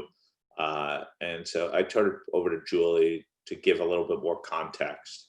Okay, great. Thanks, Tom. And we did spend most of a task force meeting, I think, talking about this. So we have debated it, deliberated it, I would say at length and fully. There's two questions actually when we start talking about the objective, and I'll just cover the background behind the two and then open it up for the questions if that's okay. The first question is really about paragraph 14, and paragraph 14 is the objective that's been in the standard for some time, and it's the objective that the task force still feels is an appropriate objective for ISQM 1. In particular, our view is that this objective sets forth something that is supported by the requirements that follow in the standard and is capable of being understood and addressed and measured in a consistent way for firms. And so we believe the way paragraph 14 is written achieves that. And we also believe that quality engagements are those engagements where professional standards are adhered to and the engagement reports are appropriately issued. And so we still firmly believe as a task force that paragraph 14 as the objective is appropriate. So that's our first question for the board. And then the second question is, you would have noticed that in this draft, we had moved a paragraph that previously sat higher up in the standard to paragraph 15, which follows the objective. And the idea behind that was that that paragraph is really essential material to understand the objective. And it's really about clarifying how the public interest is served in the consistent performance of engagements and is related to the objective, because so the proximity of the paragraph helps in supporting the objective, improves the prominence of the public interest in the standard, and it facilitates a proper understanding of the objective and how the requirements are designed to be achieved to meet the objective. We did get a fair number of offline comments and questions about that relocation of the paragraph. And so we have put our heads together a little bit as to how we might address some of those concerns in a very simple way. And we have some drafting on the next slide, but I guess, Tom, I don't know which order you'd like to do this in, if we want to open it up to the questions first and then show the task force proposals maybe before we preempt the discussion, or if you want to move to the drafting. I think it's worthwhile at least sharing where the task force was heading and then having the discussion, because it's a reflection on some of the comments, and it gives some transparency to what you've been hearing as well. Okay. I would do that and then come back to okay. And remember, I think it's less important the language right now, but then the general sense of direction. Yeah. Really, the two changes proposed on the slide, it looks like a lot of words, but I focus your attention on the words that are underlined, because the words that are underlined is what we're suggesting would change from the draft you reviewed prior to the meeting and what we were thinking would help alleviate some of the offline comments we got. The first change would be in paragraph 12. So that would be in the authority paragraph. It would just draw attention to the fact that paragraph 14 in the ISQM contains the objective. So a relatively small change to paragraph 12, just to draw attention to the objective there. And then paragraph 15, really those underlined words would be a reinstatement of words that were already there. So you would probably seen in the marked version of your September papers, those were shown as a track change because we'd taken that out because we felt it was maybe duplicative, but we think that that added back would provide the clarity necessary to talk about the fact that the reasonable assurance is when you meet the objectives in paragraph 14A and 14B. So those are the two things that we had brainstormed about adding back to the draft. And then I guess in addition to that, and outside of the standard, we would have the basis for conclusions document that would be able to articulate the public interest reason why paragraph 15 is there, and that of course that document would also talk about the objective of the standard. So in combination, we felt that that would get us help alleviate some of the concerns that came in on the comments. And just to I guess just to clarify, whether we have, this is separate from the question of any additions in 220, which we should take up in another context. You could have this reference to public interest and the way we've dealt with it here, and then ultimately decide to remove what we had in 220 if that's what the board thought was appropriate. Is that correct? Okay. I won't speak for 220, but I think that's I think they're not, but they don't necessarily have to go together, is my point, that we should look at this in just the context of QM1 right now. Yep. Okay. So maybe we could flip back to the two questions, Tom. So I'm interested in the board's views on the two questions relative to the objective. Good. Okay. So one, it relates to paragraph 14, and then secondly is the context of adding the public interest component in 15 as essential material. Fiona. Thanks, Tom, and thanks, Julie, for the explanation. I didn't actually have any issues with what you had done. I was supportive of where the task force had got to. Having seen your proposed amendments, I think they make sense as well. I'm comfortable with that also. Thank you. Thank you. Eric? Thanks, Tom. Yes, with respect to question 2, I strongly believe that the objective in paragraph 14 remains appropriate. I looked at the PIOB concern, and I can understand why the task force was going to have trouble revising the objective to respond to that. We had raised some concerns about the linkage between 15 and 14, and I think what Julie's done is an appropriate response to that. So thank you for that, Julie. Thank you, Eric. Kaiue? Thanks, Tom. Referring to question 2, I agree with the objective in paragraph 14. And referring to question 3, I have a comment to paragraph 15. My reading of this paragraph indicates that it is really not essential explanatory material without which the objective can not be understood.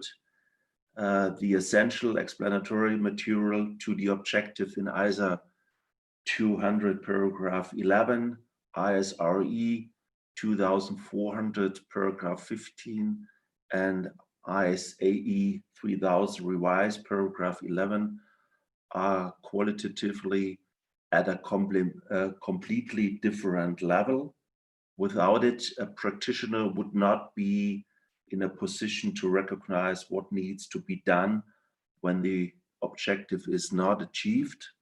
I recognize the political reason for placing this text here, but I believe we are stretching the clarity conventions on the nature of essential explanatory for political reason. So in my view, this text either belongs in the introductory section or in the application material to the objective. Thanks. Thank you. Josephine? No, thank you. Similar to Fiona, I was actually happy with what was originally put forward, and I'm also happy with the new amendments and agree they'll probably go quite far in addressing some of the comments that have been raised. Thank you. Thank you, Josephine. Len? Thank you, Julie. Very supportive of the idea to include public interest in the objective section. I didn't have a lot of issues with what you had, but looking at paragraph 12 and paragraph 15, you showed us definitely enhance it, and fully support what you have proposed. Just one additional comment is maybe not for this project, but maybe the staff can think about for a future project is ISA 200 and ISRE 2400 and ISA 3000. I think those are so important to have public interest in the objective as well. But without trying to delay this project, I think that's a future project, but just want to put on record. Thank you. Perhaps, Len, this is something the CUSP committee could consider what's appropriate in our standards going forward. Fernando? Thanks, Tom. I'm also comfortable the way it's written now in the standard, and I have no objection if the board wants to move forward with the proposed changes as well. Thank you, Fernando. Imran?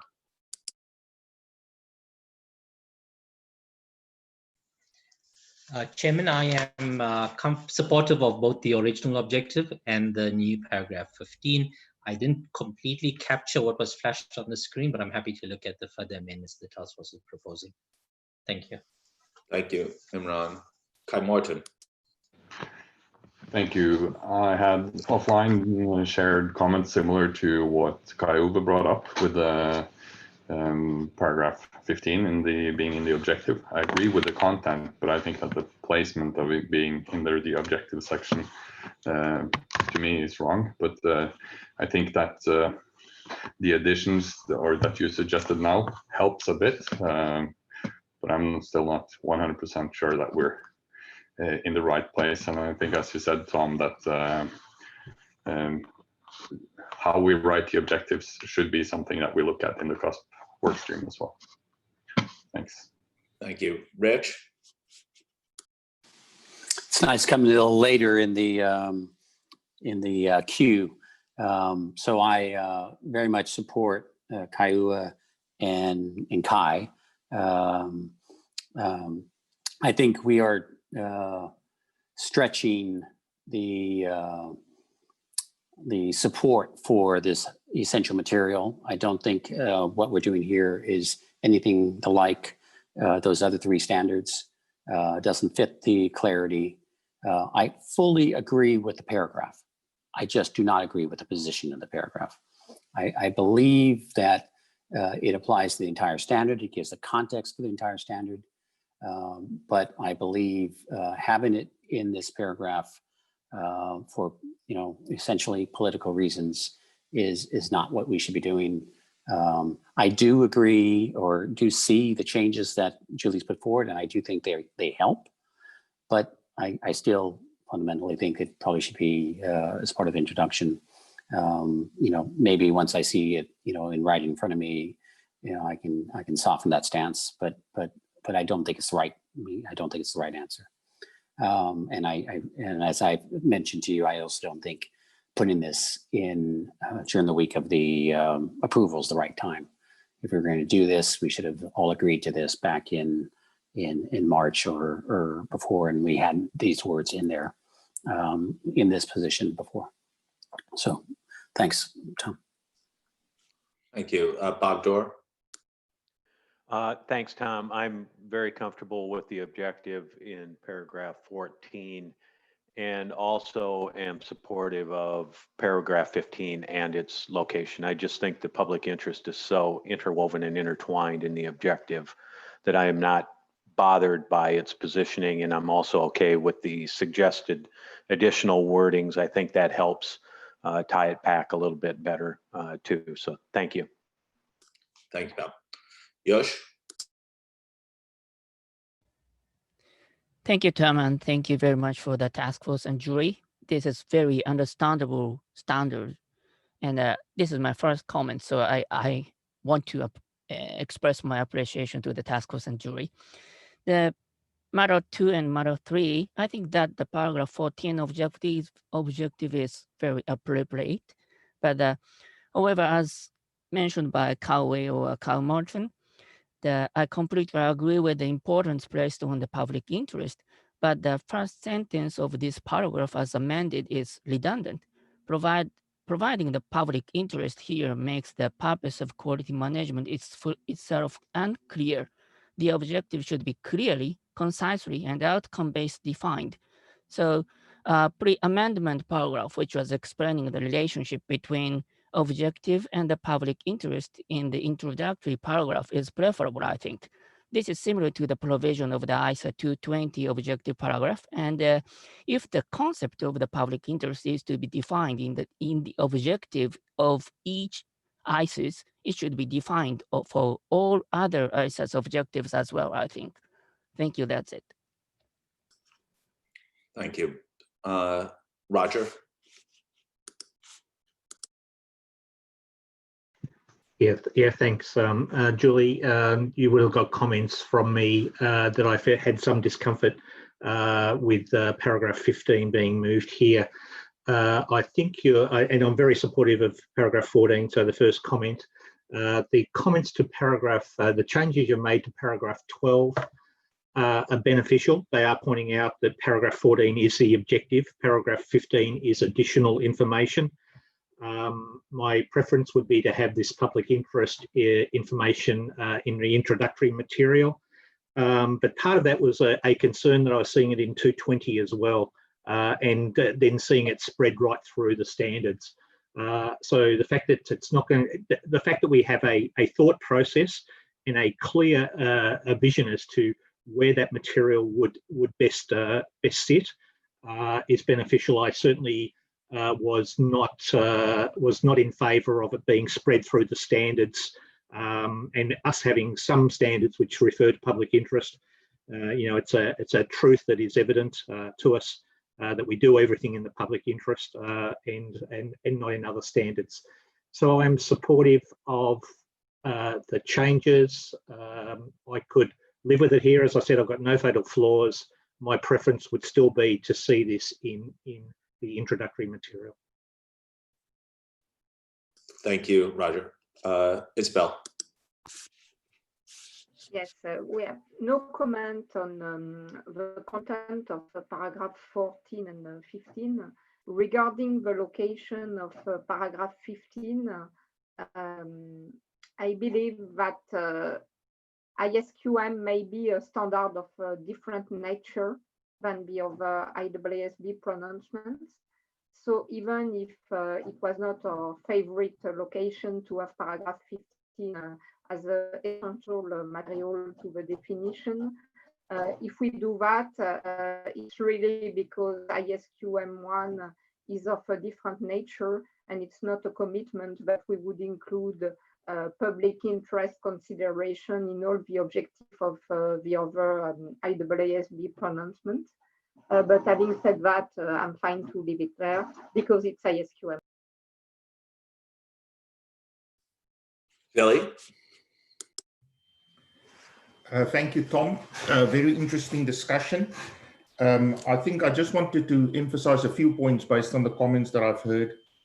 And I think we need to be very transparent with what we're trying to do here. We are asking the board that we are suggesting here that we're adding essential material to the objective to highlight the key public interest point. I do think the point is well taken, that I think the widespread use of essential material paragraphs to the objectives needs to be avoided. And I think that has come through in some of the comments as well. But I think, as Isabel has indicated in her comment, we believe that it was appropriate to suggest in this case, because of the fact that ISQM1 is the overarching quality management standard, and that it basically states the overall objective of the firm in terms of implementing a system of quality management. In our minds, all that paragraph 15 does is it doesn't change the objective, and I think that's the suggestions, the additional amendments that Julia suggested on the slide. The objective is still the objective in paragraph 14, but it is a higher order consideration that we just want to highlight. We say that when a firm in implementing a risk-based system of quality management is enabling something, and the thing it is enabling is the consistent performance of quality engagements. Having said that, the consistent performance of quality engagements can only be interpreted in the context that it is stated. And the context in which it is stated is paragraph 14, that says the firm designs, implements, and operates a system of quality management that provides the firm with reasonable assurance that, and then you've got the criteria in paragraph 14A and B. And those are the criteria against which a firm will be measured. Because we've said all along, we cannot have an aspirational objective in a standard. We cannot say the objective of the standard is to produce quality audits. Although we all know that's true, that's not something the firm can be measured against. The only criteria that is useful, comparable, and globally relevant are the criteria in paragraph 14A and B, and that doesn't change. Thank you, Tom. Okay, thank you. This issue basically comes back. I remember reading papers for my first time with this board and reading the objective, and I said, gee, the objective here really, Marcus, I see you want to come in. I'll get you in a second. Is it can't really just be about having the system for a system's sake. There has to be something more that we're achieving. And in my mind, the QM objective as now recast really sort of goes to that point and reminds people of that linkage, that it's about producing a higher quality outcome beyond just having a system of quality management. Marcus, this is also, I should say, I make that important differentiation between the QM standard, which is overarching, and ISA 220, which we will have a discussion about later. Marcus? Okay, so thank you, Tom. Speaking on behalf of the PIOB, we are also not happy as some board members, but we are on the opposite side because we think it falls short. But we discussed it a long time, and we can live with this compromise. That's my main message. Thank you, Marcus. I think I just need to get a sense of the board. As I listened to the discussion, there was a slight majority of the board members that were supportive of the change. There are a couple that didn't like it, and there are a couple who, while they don't prefer it, they could live with it, is what I heard. So for those who are supportive of the approach as modified, recognizing that you want to see the language ultimately that will come back to the task force, could you raise your hands for me, and then I'll count them up.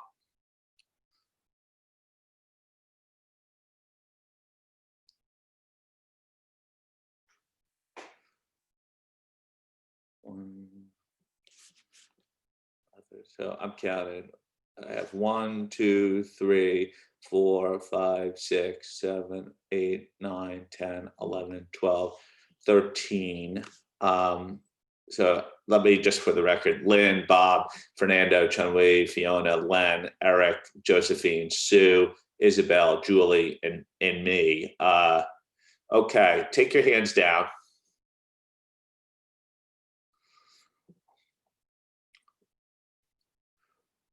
Who's in the category of, I would call it, prefer we don't but could live with it? Raise your hand.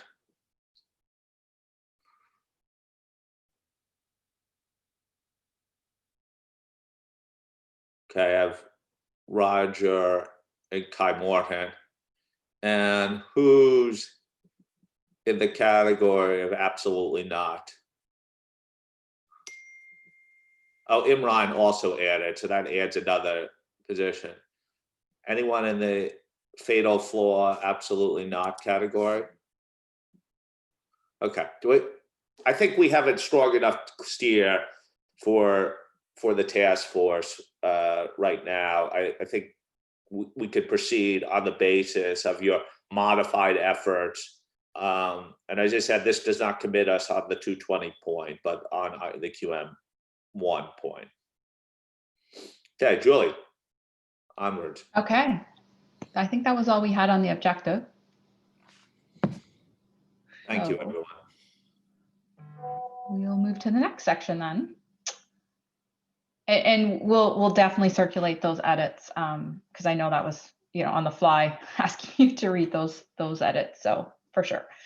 The next question is with respect to the definition. So paragraph 16 and all of its subcomponents and the related application material.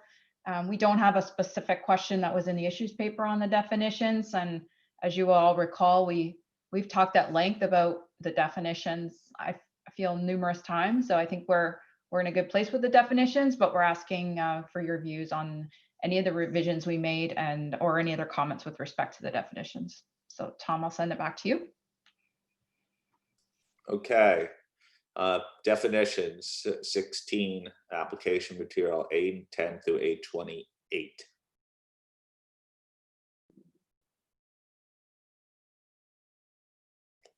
You guys have done such a great job. There's no hands raised right now, Joe. That means I'm going to read this. That's okay. Okay, he couldn't let us fly through. Kai? Okay, let me start. Maybe the other will jump in a little bit later. I have one comment referring to paragraph 16F. That's the term of the engagement team. I think you're not surprised about my comment. The change in the definition of engagement team was, in my view, amply discussed in the context of audits of financial statements for ISA 220. However, it seems to me that the impact of the change in definition on other engagements, such as review engagements, compilation engagements, and assurance engagement, etc., has not been adequately investigated. For example, ISA 3000 revised has only one short requirement on the use of another practitioner. I have been informed that the concepts of ISA 600 were purposely not extended to ISA 3000 revised because of situations like sustainability reports that cover supply chains and outside of the group, etc.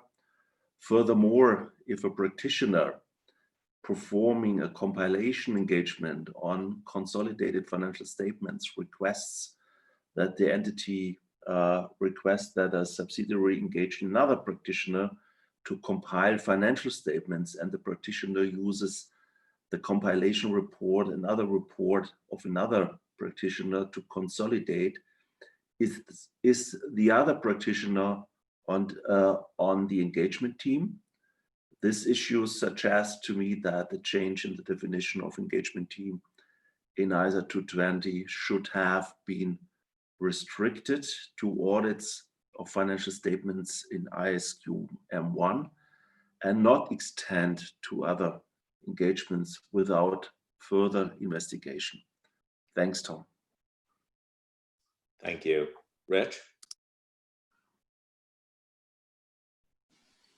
Sorry, nothing new. I just wanted to put the marker down that my comment earlier about personnel and individuals and how they interplay, as well as in the firm or in the network, really do see its light in this section. So, but nothing new than what I had said earlier. Thanks. Thank you. Brad, I think you wanted to come in. Thanks, Tom. And just with reference to the comments that Kai-Uwe was making about 3000 and the application of the definition of engagement team to other types of engagements, I think the point here is that consistently what we've been trying to do with the quality management standards is drive a change in thinking, which is around the engagement partner being much more involved in the whole conduct of the audit, and so that somebody has to be sitting at the top and responsible for managing and achieving quality. And I don't think that changes whether you're in an audit of financial statements or a review or an assurance engagement. Obviously, the way that that's going to be worked through in those other standards is slightly different, because the other standards don't go into anywhere near as much detail. Reviews of financial statements are a little bit different, but take, for example, the 3000 example you gave, I think is a very valid one. Our experience is that 3000 doesn't simply go into the same level of detail because it's simply not as big an issue in 3000 level engagements. That doesn't mean it doesn't happen, of course, so there is some brief mentions in there. We do have another agenda item that's dealing with the conforming amendments to the rest of the non-ISA standards, and that's probably a good topic for us to discuss when we get there as to how this is going to work through in those changes. But essentially what we'll be looking to do in those other standards is to make sure that there are no conflicts with ISQM 1. Thanks. Thank you. Any other comments on these, the definitions? Imran? Chairman, thank you. I have just one comment to make in the plenary on one of the definitions, and that's the definition of quality risk. I'll just make the point, because I think it's maybe just be worth a moment for a careful reflection whether we've gotten this absolutely right. In our description of saying that a quality risk has a real possibility of occurring with other risks, I wonder whether we haven't inadvertently set the bar too high for ourselves as a board. I make the point here that it shouldn't be other risks, but other related risks. I believe that the word related is needed here to clarify that it's not any combination of other risks, but only a combination of related risks. If we don't make this change, I can imagine that people will argue that any unrelated set of risks will potentially adversely affect the achievement of one or more quality objectives. And I'd like to know why that understanding of somebody reading this plainly will not be that. Why couldn't they take any unrelated set of risks and say together they are going to affect the achievement of one or more quality objectives? And I think the word related here correctly pigeonholes, blocks what we were thinking in this area. I provided that comment in writing. I know it's a highly technical one, and perhaps I've got the technical understanding of it incorrect, but I can appreciate why it will raise itself with debate in the future as to what is and what wasn't a quality risk. Thank you. All right. Julie, I think it's back to you. Sure. So there wasn't a lot there. Brett aptly just answered the engagement team point. Thank you very much, Brett. Rich noted your continued point around the personnel and individuals. Try our best to make some edits, but I'm not sure how much more we can go there. Imran, your comment about the quality risk. I mean, I'm recalling quite a few discussions about that definition. I mean, we built the threshold into quality risk as reasonable possibility, and that's really the threshold at which you need to look at from a ISQM 1 perspective. There could very well be risks that just don't rise to that level. And so I was thinking about, what some of those might be, and there could be some risks that that just like in and of themselves don't impact or adversely affect the quality objective. And I don't know if adding related there actually clarifies it or not, because I think to think about how it would adversely affect a quality objective, it needs to be related in some way. But I don't think adding related in there in the definition, based on all of our previous discussions, is necessarily required for an understanding perspective. Okay. Any reactions, response? Imran, did you? I saw you just take off. Maybe just one more thing, Tom.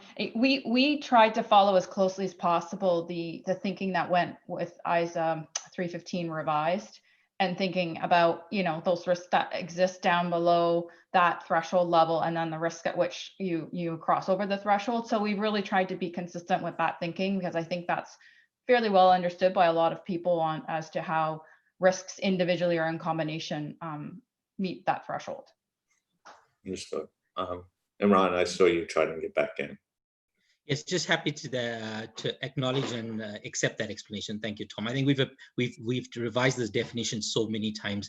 There was still the potential that maybe we could revise it yet one more time. But if that's not to happen, it's not to happen. I accept that. Thank you. Okay, thank you, Imran. I appreciate that. Okay, Julie, we could move forward.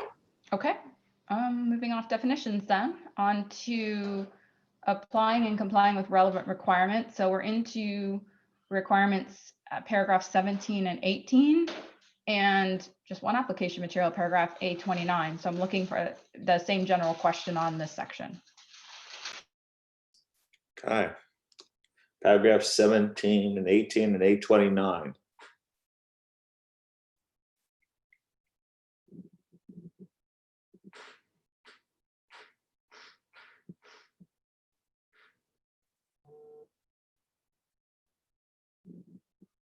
I don't see any hands up yet. I don't know if this is not the shyest of boards. So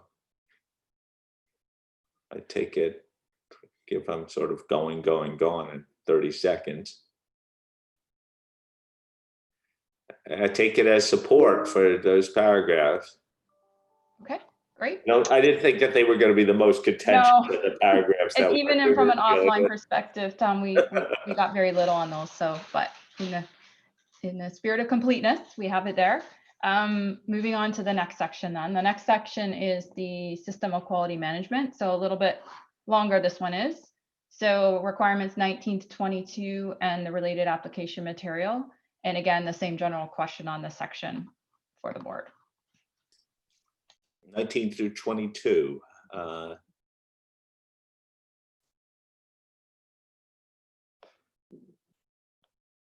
System of quality management.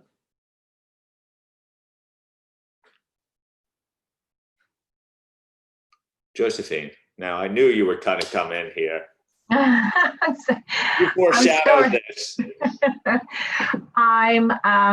I'm just going to raise one point. I was happy with everything else. And I did send this in my offline comments, so hopefully you'll be aware. A34, this is the one where I'm slightly worried about the change we've made here. And it's only, I think to fix it would be just a really simple deletion. I am worried that I agree totally with, based on the legal structure of the firm, there may be circumstances where an individual may not be a partner of the firm. I totally understand that, and I think that's an appropriate point to make. But not employed by the firm slightly worries me. I'm not sure how somebody not employed by the firm would ever really have the true characteristics to be totally accountable for a firm they're not even employed by. And I can anticipate potentially that you're thinking maybe someone in a network where there's more central control in that scenario. But even then, they're not employed by the firm, and the firm and the people within the firm are ultimately responsible and accountable for their system. So in that respect, I would rather see "or employed" to be deleted from that paragraph, or potentially I can see a separation between the person with ultimate responsibility and operational responsibility. I can see how operational responsibility in a really large firm with a big network, where somebody from the network is responsible operationally. But ultimately, the easiest thing for me would be to just delete that point about employed by the firm. And generally, that was it on that section. Thank you. By the way, I apologize, everyone. My next door neighbors are having something done in their garden, so apologies for the noise. No problem. Imran. Thank you. I promised to come back on this one. So I think that over the life of this project, we have been very clear about, as the board, emphasizing the role of governance and leadership, and particularly those who are ultimately responsible for the system. And so the introduction in this version of some of these new words, for me, diluted a little bit what was some words to cater for a unique situation, had the risk of being abused, and the objective of the board not being met. I concede the point, as Josephine did, about the legal structure, but mindful that that would not be the norm. That would be an exceptional, rare, unusual situation.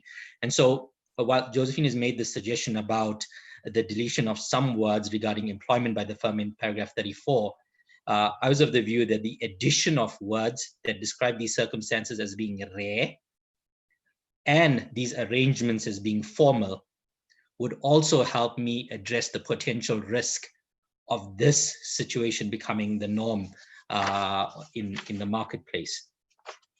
The last point is in relation to paragraph 22, appreciating that this language has been settled for a while, but now that we have this idea about people who are outside the firm being responsible for this, I raised the question about having a direct line of communication.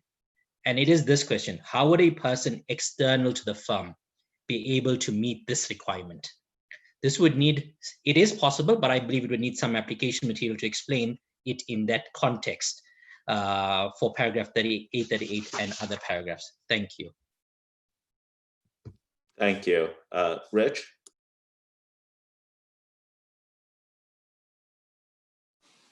Thanks, Tom.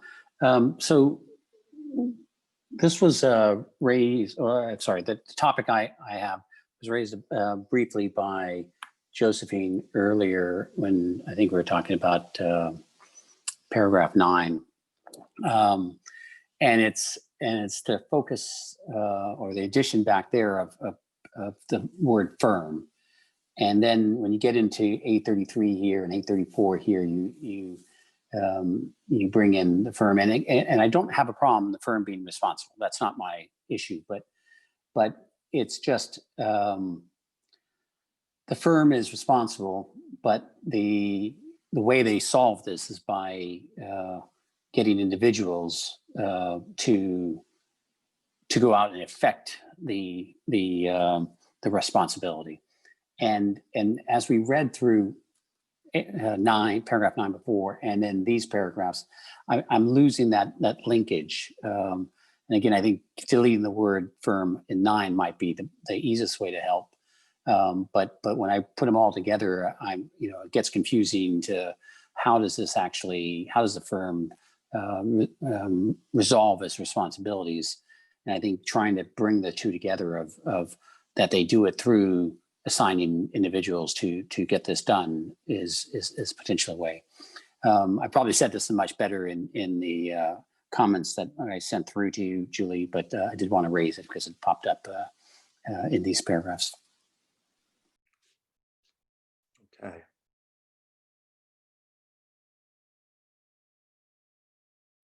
Any other comments on this section?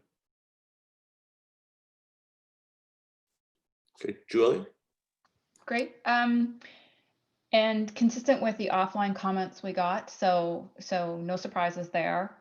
We were trying to allow for Josephine, your scenario, which was we know there's clustering of firms that goes on in networks. We actually think, well, I personally think that consistency across a number of firms, if one individual can be responsible, is maybe a good thing for quality. But we were trying to allow for some of these different structures as we know that they are out there. And we also know with all of the things going on in the audit environment, firms are probably going to change some of their structures going forward. So we were trying to be, open enough that we didn't pigeonhole somebody into a role, but we'll take that under consideration for sure. I think Rich and Josephine and Imran, all your comments sort of get weaved in together with this item we need to talk about at the task force, which is firm responsibility, individual responsibility, and probably just a relook at the word individual. So Tom, if it's all right, I think the task force just needs to take this one back sort of in combination with all of those comments and come back to the board with what we think would be a possible solution forward on these ones. I'll do my best impersonation of his voice if you like. Tom is fine with that. Oh, he did disappear on my screen. I didn't notice. His camera's turned off, but no, that sounds fine. Okay. So does this mean you're ready to move on to the next question then, Julie? I'm ready if there's no other comments on the section. Yeah. I see no other hands, so I think we're good to go. We can move on. All right. The firm's risk assessment process. Again, we just made, as you would have noted in the issues paper, some minor adjustments to this. This has been a topic we've talked about, I think, at every board meeting where we've talked about ISQM 1. And so we're bringing it back now for any final comments on paragraphs 23 to 27 and the related application material that resides in the firm's risk assessment process. So Fiona, I'm open for comments. I think I might be back. There we go. Yeah. Look at that. So yeah, this is I don't think we've missed an opportunity to talk about the FRAP at all. But we certainly welcome more opportunities. Rich? Yeah, it's not a big point, and we did raise this in our offline, but A42 suggests that the firm appointing a non-executive individual is an objective, and just as we read it, sort of clean, not sure we can get to that same place. It seems more like that's a specified response than an objective. It's probably just tweaking the language. Thanks, Rich. Kaiue? Thanks, Tom. I have a comment to paragraph 24. I still count at least 36 objectives. I believe half a dozen to a dozen would have sufficient. The number of objectives leads to a level of granularity for the identification of quality risk, their assessment, and the responses to deal with the assessed quality risk that I believe severely undermines the ability of the standard to be scaled down for SMPs. Thanks. Thank you, Kai. Imran? Well, we've discussed it before. Let's discuss it one more time. This section on the risk assessment process. My first comment relates to paragraph A46 and the 6 words in A46 that say not all risks are quality risks. I think we built in so much of precaution now into A46, so many references to judgment in A46, that in fact, when a firm genuinely omits a risk, the firm's going to have too much over here to stand behind and not be able to be held accountable for the error of judgment, for having missed something that they should have. To my mind, the introduction of the new sentence at the end of A46 now adequately covers a firm for all circumstances, because we now acknowledge that the firm exercises professional judgment in determining whether a risk is a quality risk or not. And therefore the 6 words, not all risks are quality risks, I would prefer are considered for deletion. If we don't do this, what I understand will happen is that this clause will be quoted every single time that the monitoring or the external inspection functions identifies a missing risk, which they believe is a quality risk. By deleting this, I think it's the best option, as the sentence that follows still retains the possibility of professional judgment being used to make the determination and not relying on a de facto rule, which our board has so much been against de facto rules being installed into application material.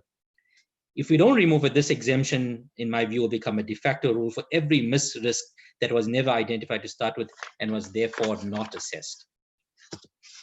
My second comment relates to the framework that we've created in A48. We've created a framework in A48 in the 3 bullets, and we've built on it in the current version compared to what I think we saw before. One of the consequences of this framework is that a firm that has the attitude or the position that it doesn't matter if it breaks, we can fix it, they have a very high risk tolerance or high appetite, then that firm potentially could have very few or no risks at all. I can accept why this framework is useful, but I think that the addition of words to this effect, that a firm may not opt to identify risk only on the basis of the firm's risk appetite, may be a helpful counterbalance to the framework that we have now created here. My next comment, and I think I've raised this before, we've not really had a final word on it, is in respect of A48, which is that the assessment of quality risks need not comprise formal ratings or scores. I have to ask that if we argue that to say would usually comprise formal ratings and scores, but this is not always the case, whether that wouldn't be a more balanced way of dealing with what in reality is going to be a scoring system. So we keep the door open to the possibility that you don't always have to do it, but it is likely to have formal ratings or scores. Thank you, Chairman. Thank you. Fiona?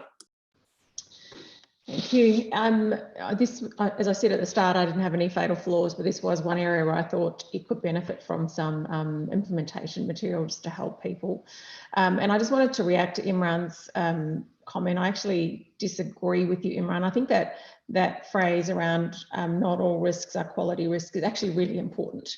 And so maybe it is in some kind of implementation material where we try and draw out, the thinking behind it, or just to cover off your concern, but I do think it is a really important concept to keep in there.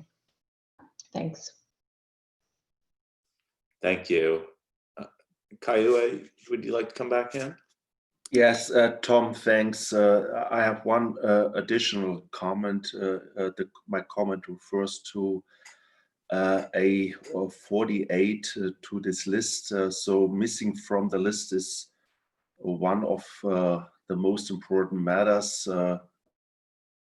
impact, which can be added as an additional bullet point that reads as follows. The magnitude of the impact on the achievement of the quality objective of the condition, event, action, or inaction. That would be my proposal. Thanks.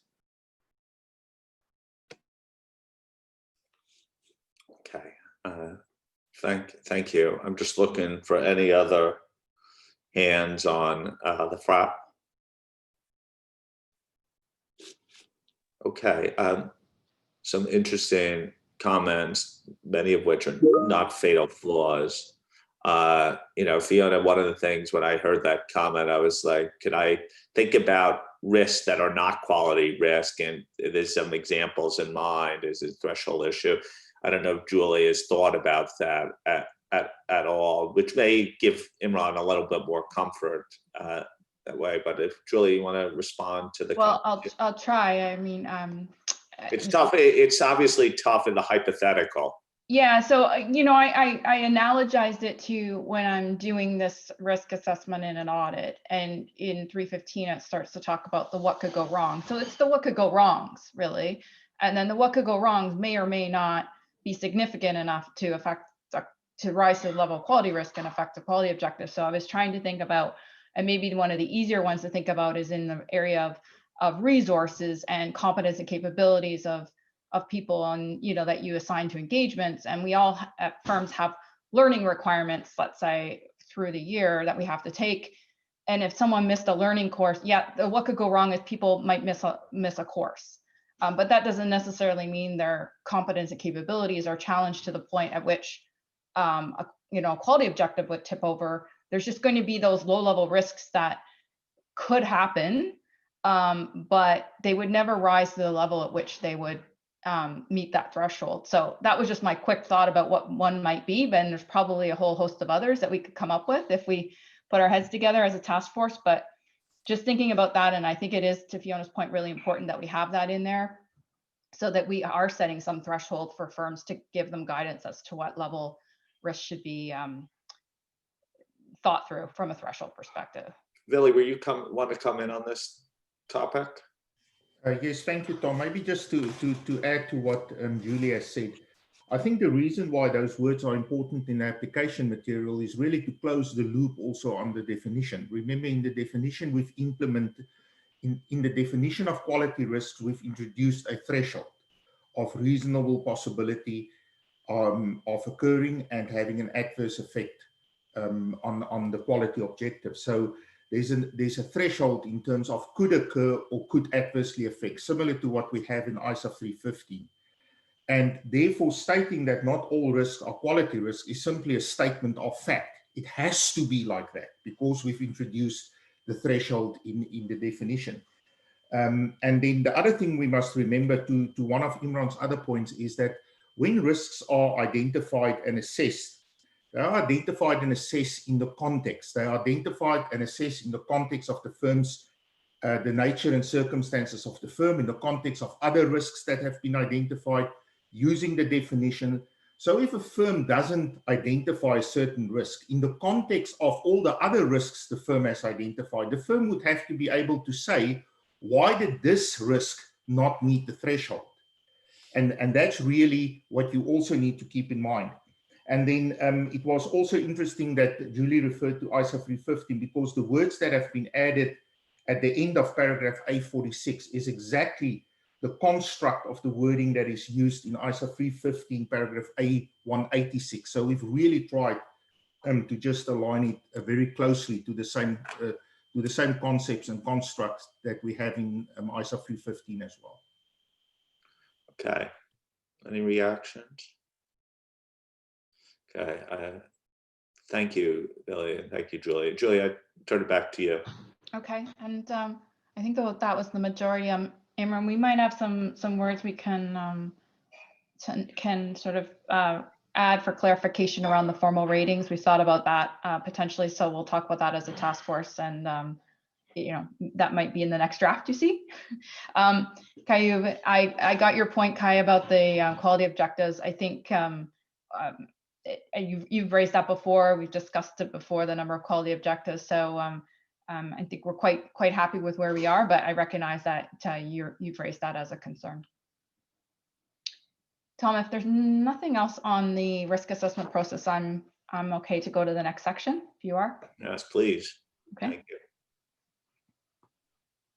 The next one is governance and leadership, as well as relevant ethical requirements. So you'll see there are some definitions associated, which I think we should have covered off in the definition section already.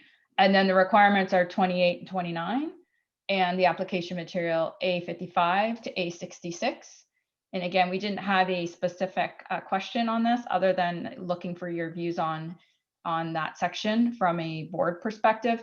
I will add one thing that we have coordinated with IAASB on the particular material that's in the standard with respect to relevant ethical requirements. We've had a couple of discussions with them, one most recently with the most recent draft that you saw, and they were satisfied with what we had there. So I just maybe preempt the question about whether or not we coordinated. Yes, we have. We spent some time with them in the last little while. So Tom, I'm going to hand it back to you to get the board's views on this section. Thank you, Julie. These are two topics that we've debated a bit and have come a long way since in the last year. So, Josephine. Thank you. It may seem like I've got a lot of comments, but I really don't. So I'm so happy with this draft.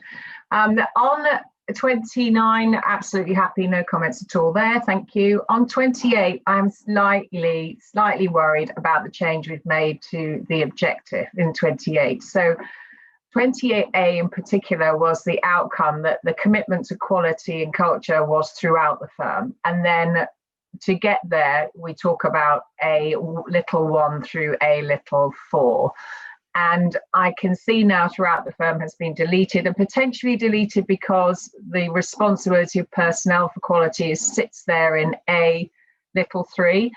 But I feel somewhat that we've lost something here, because that commitment to culture throughout the firm was so very important to our stakeholders, and particularly on the monitoring group side as well. And I think we might have inadvertently changed the meaning of what that objective was trying to achieve there. So I wondered if you could perhaps have another think about that. And I know it's difficult to build it back in because you've changed the words and made it a bit more precise, which I appreciate, but I do think we've lost something by dropping that from the lead in. Thank you.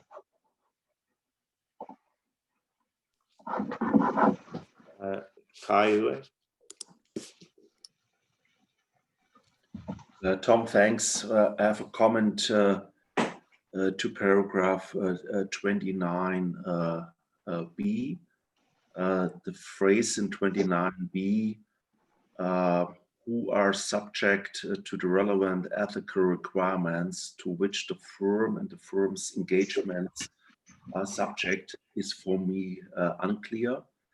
As I pointed out in my written comments on this in June, simply applying all ethical requirements of the firm and the firm's engagements to others, other jurisdictions is an impossibility, as ethical requirements, some of which are in law or regulation, do conflict. As you remember, I have gave some examples in my written comments to the task force in June. It is unclear for me how this is supposed to operate in practice given conflicts of law. The guidance on this may not be in line with the requirement.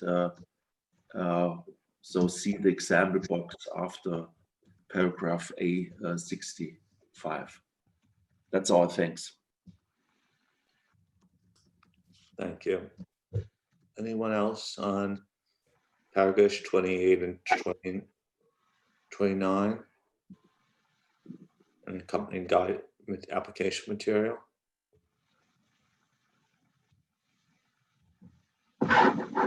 Okay, I think that's a pretty strong sign of support with a few comments, Julie. Okay, great. Yeah, and Josephine, and we did get that comment, so we'll take a look at that. It doesn't seem like a terribly complicated fix, but we haven't talked about it at the task force, so we'll take it back and make sure we take a look at that. Okay. Next section then, which is acceptance and continuance of client relationships and specific engagements, as well as engagement performance. So Tom, same overall question on this section as well. You'll recall as a board, we've talked about this a few times now. So we've really just gone back and reflected anything in these sections that were as a result of our board discussions previously. Thank you. So I'll open it up to the board. Any comments on requirements 30 and 31 and the accompanying application material?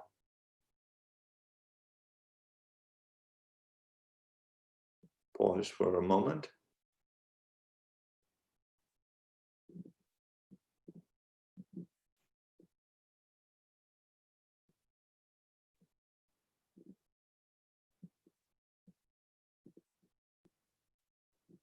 People looking over their notes patiently.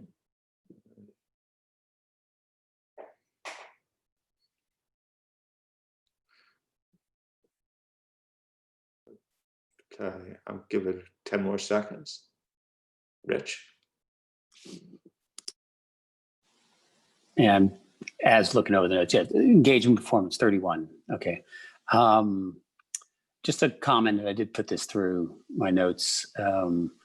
On 31B, we deleted a part of a sentence based on the nature and circumstance, ...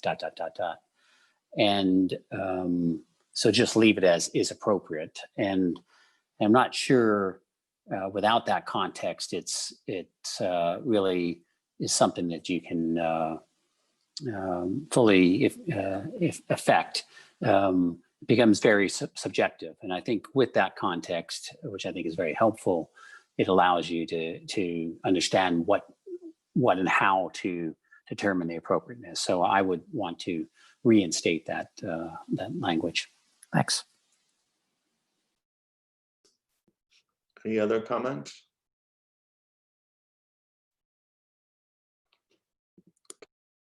I don't see any, Julie, so I guess if you have any reaction to Rich's suggestion. And there might have been one or two others, Rich, that had the same comment on that. And I think where we were trying to go with that is because those would be factors in determining quality risks. We were trying to eliminate some of the wordiness in the quality objective.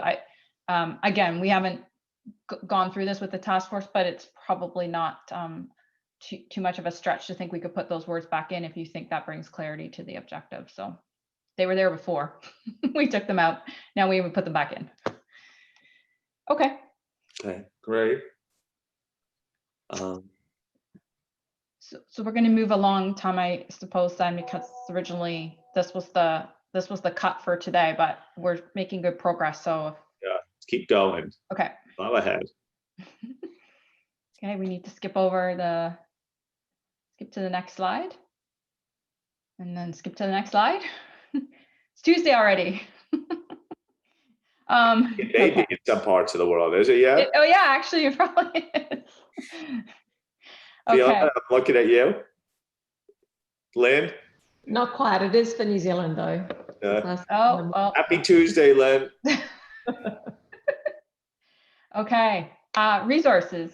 So resources again, talked about this at length. We've actually even had some discussion on resources already in the, I'll call it the upper paragraphs of the standard in the intro and some of the definitions, but there is that section on resources, which is paragraph 32 and the associated application material. And so we're asking the same question of the board for their views on that section. Okay, paragraph 32. With lots of subparagraphs. The guidance.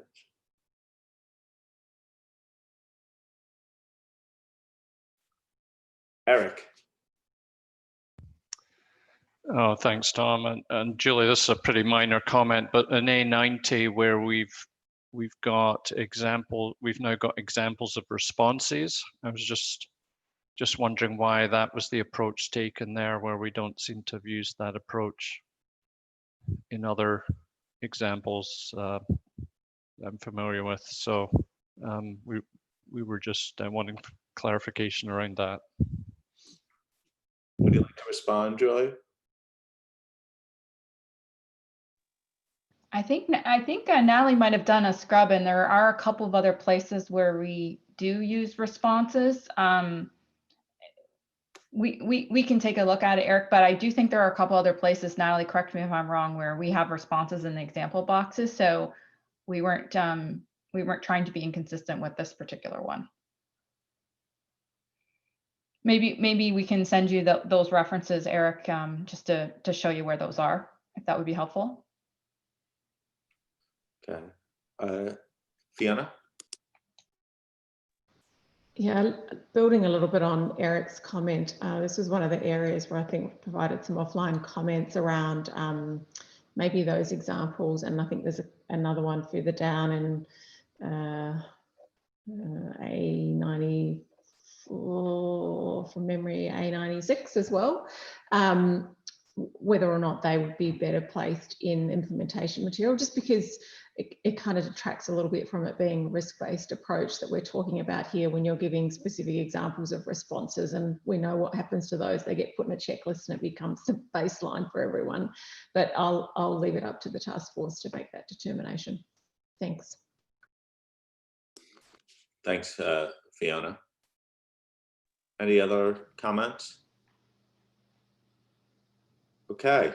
So Tom, I think on that point, we can have one last look-see through the standard to make sure we're comfortable as a task force with the example boxes, and if any of them are candidates for implementation guidance, we'll take a look at that for a final turn. That's helpful. Certainly, if we can have fewer words. Yeah, it's always a balance though, because then we often hear that examples are helpful, in particular for those firms that this might be new for. So we're always trying to do a bit of a balancing act there. Understood. Okay, so we move on to the next section. Of course, yes. Okay, information and communication and the specified responses. And in this section, we had gone away as a task force and made some revisions based on the June discussion as it related to external communications. So we'd like to have some views from the board as to whether we've reflected that board discussion appropriately in our drafting, because we basically took the minutes and the notes and our recollection from the board meeting, and we flowed it through the requirements in that section. So that's question 4, specific to external communications. And then there's the overall question in these sections as to comments on the requirements and the application material. Okay, it's a topic that has had a lot of discussion previously. I think the task force did a really nice job turning something around here for discussion here. Any comments? Eric? Thanks, Tom. On 33C, little 1 and 2, I think this is the one where we had a couple of questions around the use of the words personnel and engagement teams, and we just wondered if that was maybe too restrictive for that particular requirement in terms of communicating to others who may be involved in performing some of the ISQM activities that are not part of the personnel and engagement teams. And the other comment we had was around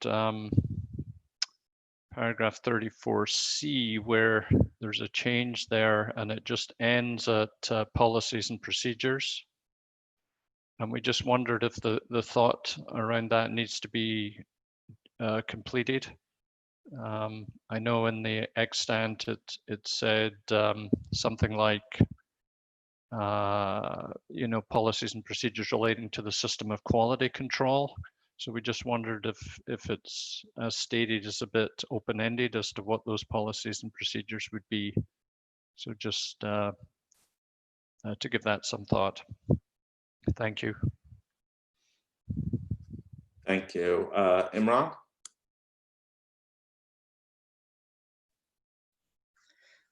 Thank you. One comment on a requirement in this section and a few comments on application material. The first comment is on 34E2, where we use the word otherwise. And I'm tried to recast that sentence without the use of otherwise, and asking the task force to reconsider whether that wouldn't immensely simplify that word, or does that somehow change the meaning of that requirement? I guess what I'm asking, what is the implication of using otherwise here, and what is a very key requirement in relation to the whole of communication? In the application material to A125, we provide an example around external oversight authorities, and I think that in practical terms, we can expect that there is a wider set of interests that need to be catered for in that example, and I thought that those external oversight authorities could also be broadened to include and other organs of government may have indicated a desire for the information to support their responsibilities in monitoring the quality of engagements across the jurisdiction. And then crucially, that clause only talks to engagement level quality, does not talk about the work of the firms. And so I thought that needed to be extended to and in understanding the work of firms, because it would be inappropriate to only focus on the engagement level quality issues, but not across the whole firm. And then I have interesting public interest paragraph on A129. It's the last bullet in A129. It's one of those few areas in the standard where we call out the public interest, but we call out the public interest seemingly, in my view, the wrong way around, where we say where the cost exceeds the benefit of the public interest, we should do this. And I thought that is actually the other way around. It should be the public interest benefit of external communication and whether it would be reasonably expected to outweigh the cost, monetary or otherwise, of such communications. I think that's just a more logical way of putting the public interest first in that context before putting the cost first. Otherwise, the cost is going to trump it most times.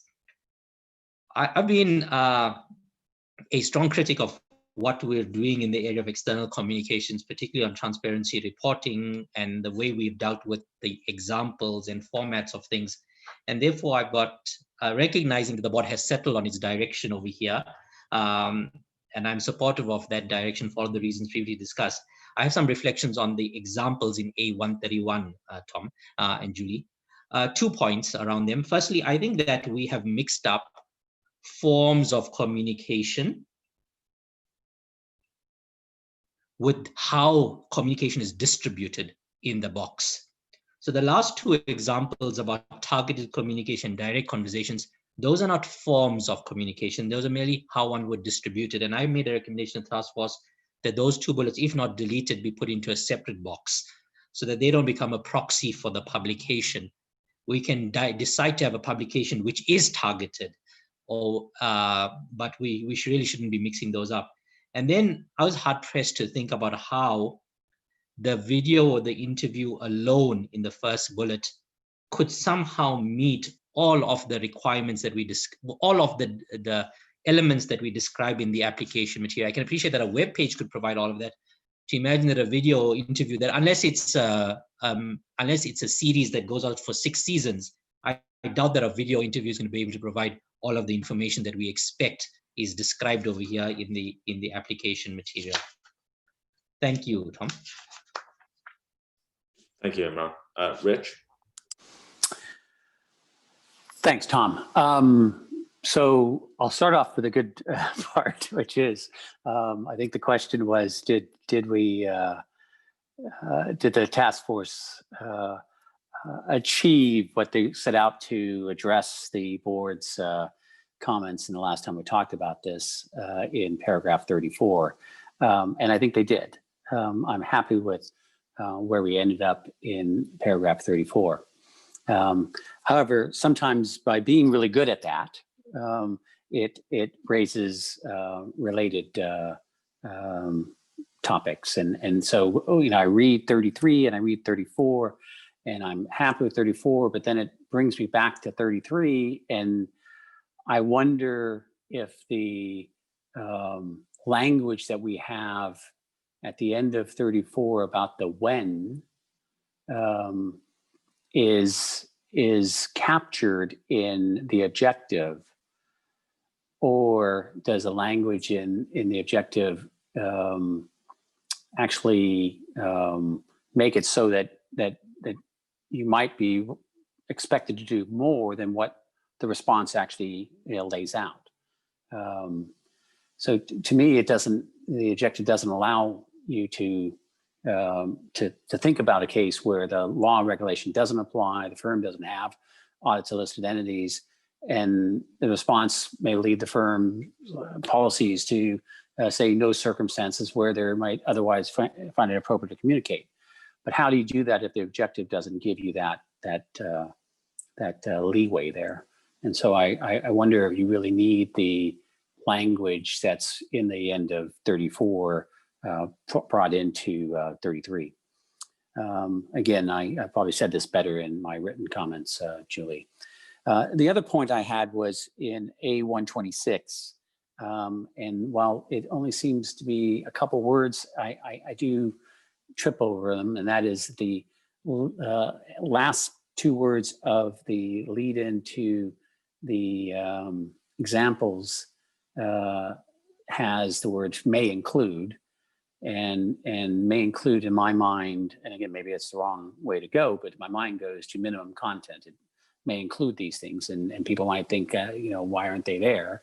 And I don't think that's what we're trying to get to. I think we're just trying to give some examples. And so to me, I wonder if we can change those words to may address such matters as, and then list out continue to list out the comments that are there. Thanks a lot, Tom and Julie. Thank you. Isabel. Yes, thank you. On 34E, I had an issue with the flow of the requirements compared with the flow of the application material. Now we have a little I, which is communication to who's charged with governance for audit of financial statements of listed entities. And then we have a double I, with when it's over what's appropriate to communicate with external parties. But when we go to the right column and to the application material, it's all under a header that says communication with external parties. So do we mean that who's charged with governance are part of external parties? Or is this application material only related to double I? And it's quite strange because we start with having paragraphs that deal with external parties, such as A125. And then we move to paragraph dealing with communication to who's charged with governance that was in the flow of the requirement dealt with before. So it's not very clear to me, and also thinking at the translation, I would like to know if who's charged with governance are considered to be a subset of external parties. Thank you. Okay. Kaiue? Tom, thank you. I have a comment referring to A124. There appears to be a presumption here that relevant, reliable, and transparent communication will maintain stakeholder confidence. However, honest communication may also cause stakeholder confidence to deteriorate if the firms does not have an effective system of quality management by communicating information that causes stakeholder confidence to deteriorate. When this is justified, such communication also plays an important role in the market for accountancy services. In my view, transparency is always a two-edged sword, and the application material here should recognize that. Thanks.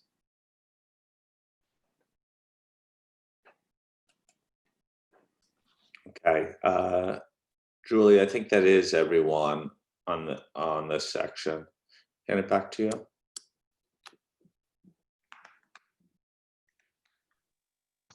Yes, so I was just collating my notes here. So, so Eric, I just wanted to, maybe I can just make sure I understood your comment on 33 and 33C being exchanging information throughout the firm and with engagement teams, but D is really the next part to it, which is external parties. So I don't know if your comment also related to what we had in D, or you were just thinking C needed to include external parties because we thought we covered it effectively in D. So just wanted to make sure I have your comment clear because it is on the objective, and I want to make sure if the task force is looking at the objectives again, we understand the comment clearly.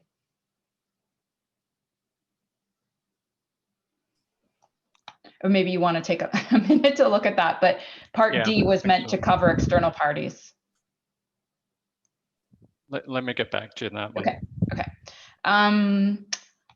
Imran, the use of otherwise appropriate was deliberate because in the first part where we say there's required communication with those charged with governance for listed entities, then this follows along afterwards to be otherwise appropriate. So it's excluding that requirement that already exists. So we did make a deliberate choice to use those words in 34D(2).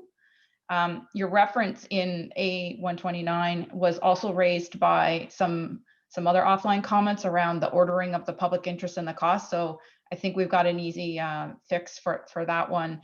And with respect to A131 on form versus, I guess, medium, we thought that those examples could fit under form because they are just different ways, different mediums at which this communication could be given.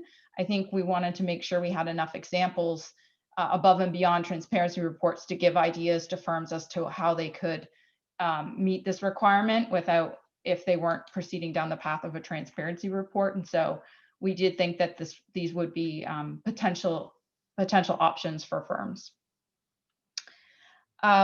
Rich, onto your question, we understood your offline comment, so thank you. I think maybe the when it is appropriate could just be built into 33D(2), which hopefully gets you there on making sure that 33 and 34 sort of work together and the specified responses make sense. So we'll take a look at that, but we think we probably have some way to go there to get you over that one. And a few of the other edits that you had there make sense as well. And Isabel, on your comments, we'll have to take a look at the ordering of the application material. We have spent considerable time trying to make sure that flows, but if we haven't got the flow quite right, we'll just take another look at that as well.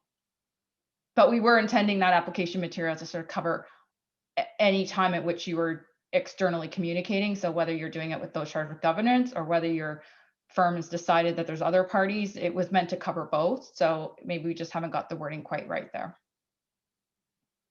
Tom, I think those were, according to my notes, I think those were the main points of discussion. Okay, that's great. Any reaction? People feel, I think the task force is going to take couple things back, but didn't seem to me any major fatal flaws on the whole being raised there. Okay, I think this is a good time to pause on QM1. We've got it a long way through, and we're actually near the finish line. But I also want to ask the board, we could have, if we just do QM1 tomorrow, we could have a very short meeting time.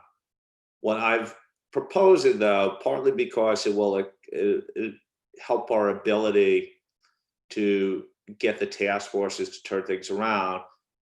If the board is ready to do QM2 tomorrow, would we be willing to do that? Anyone, if you object, please speak up right now. The other thing is the possibility, I haven't really spoken to Lynn about this. This may free up some time on Wednesday because I don't think 220 will take the whole amount of time, and we just have to talk about it. Is some possibility to allocate some time on Wednesday for EER, but let us come back to you after I speak to Lynn. But I just want to hold that Lynn, you could give your reaction. I don't want to put you on the spot, but I know you were seeking maybe a little bit more time on EER. Yeah, I'd appreciate that, Tom, because it's quite a lot to go through. So if we could start it a wee bit earlier, I sort of had in mind that if we could get through 220 quicker, I'd start EER. So I think that would be very sensible. So this would mean likely we do 220 in the morning on Wednesday, for more in my time on Wednesday, and then the afternoon, eat whatever we need left for any QM topics and EER in the second session on Wednesday. And we'll post any of these changes by Twitter or on a website, but make sure that people are aware of it. So tomorrow we'll finish QM1. We'll try to get through QM2. I think we'll be in good shape on that. This would mean in the first session on Wednesday, we would do ISA 220, and with remaining time left, maybe in the second session, we would start EER. Are people comfortable with that? I remember EER is a description of feedback that's coming to us. Rich? Yeah, I'm comfortable with that. I guess my question, and I think I know where the answer is, but it's not that we replace the Thursday time. We just give ourselves more time on EER. So more time, because there's a lot of feedback and it's a relatively robust document. We just didn't want to look like we were jamming EER in a very short period of time. So it would give a little bit more time for the board to consider it.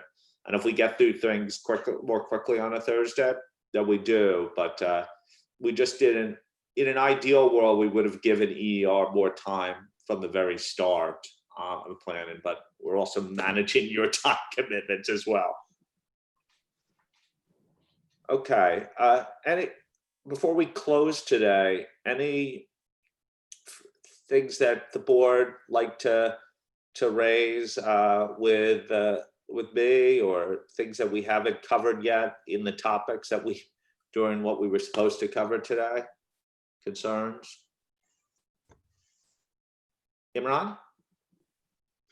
Tom, just to ask, please, if you could just summarize the changes in the program, because you talked through a number of different changes there, please. Okay, just clarity, and we should post this on our Twitter site as well, and on our website. So in terms of tomorrow, we will continue as planned with the rest of QM1. When QM1 ends, we will move to QM2. I think that will be sufficient time for QM2, because I don't believe QM1 will take, Julie, you could correct me, we probably have an hour less. So we still had 3 hours. We were supposed to allocate 2 hours for QM2. You will have no less time than you had originally scheduled. We're just moving you a day forward on QM2. On Wednesday, we had 2 sessions, and I'm talking time zones from an East Coast US. We had a morning session and a late afternoon session, evening session. In the morning session, we will now not do QM2, we will do ISA 220. When we finish ISA 220 for the second session of Wednesday my time, we will start EER. We will continue with EER on Thursday as previously planned, just giving EER sufficient time to go through all the comments they received. Is that fine? Is that everyone's comfortable with that understanding? I think it gives us a lot more time for thoughtful discussion on EER, and it allows the task forces on 1 and 2 to get going with their work. And in fact, it allows the task force on 220 to start earlier. The biggest burden's on Lynn, who has to present late at night and then early in the morning again. So if Lynn's good with it, I'm certainly good with it. Lynn, does that sound good for you? It sounds like a little bit of sleep in between, not much. I apologize. We look forward to the day that we're back to normal. Okay. Yeah.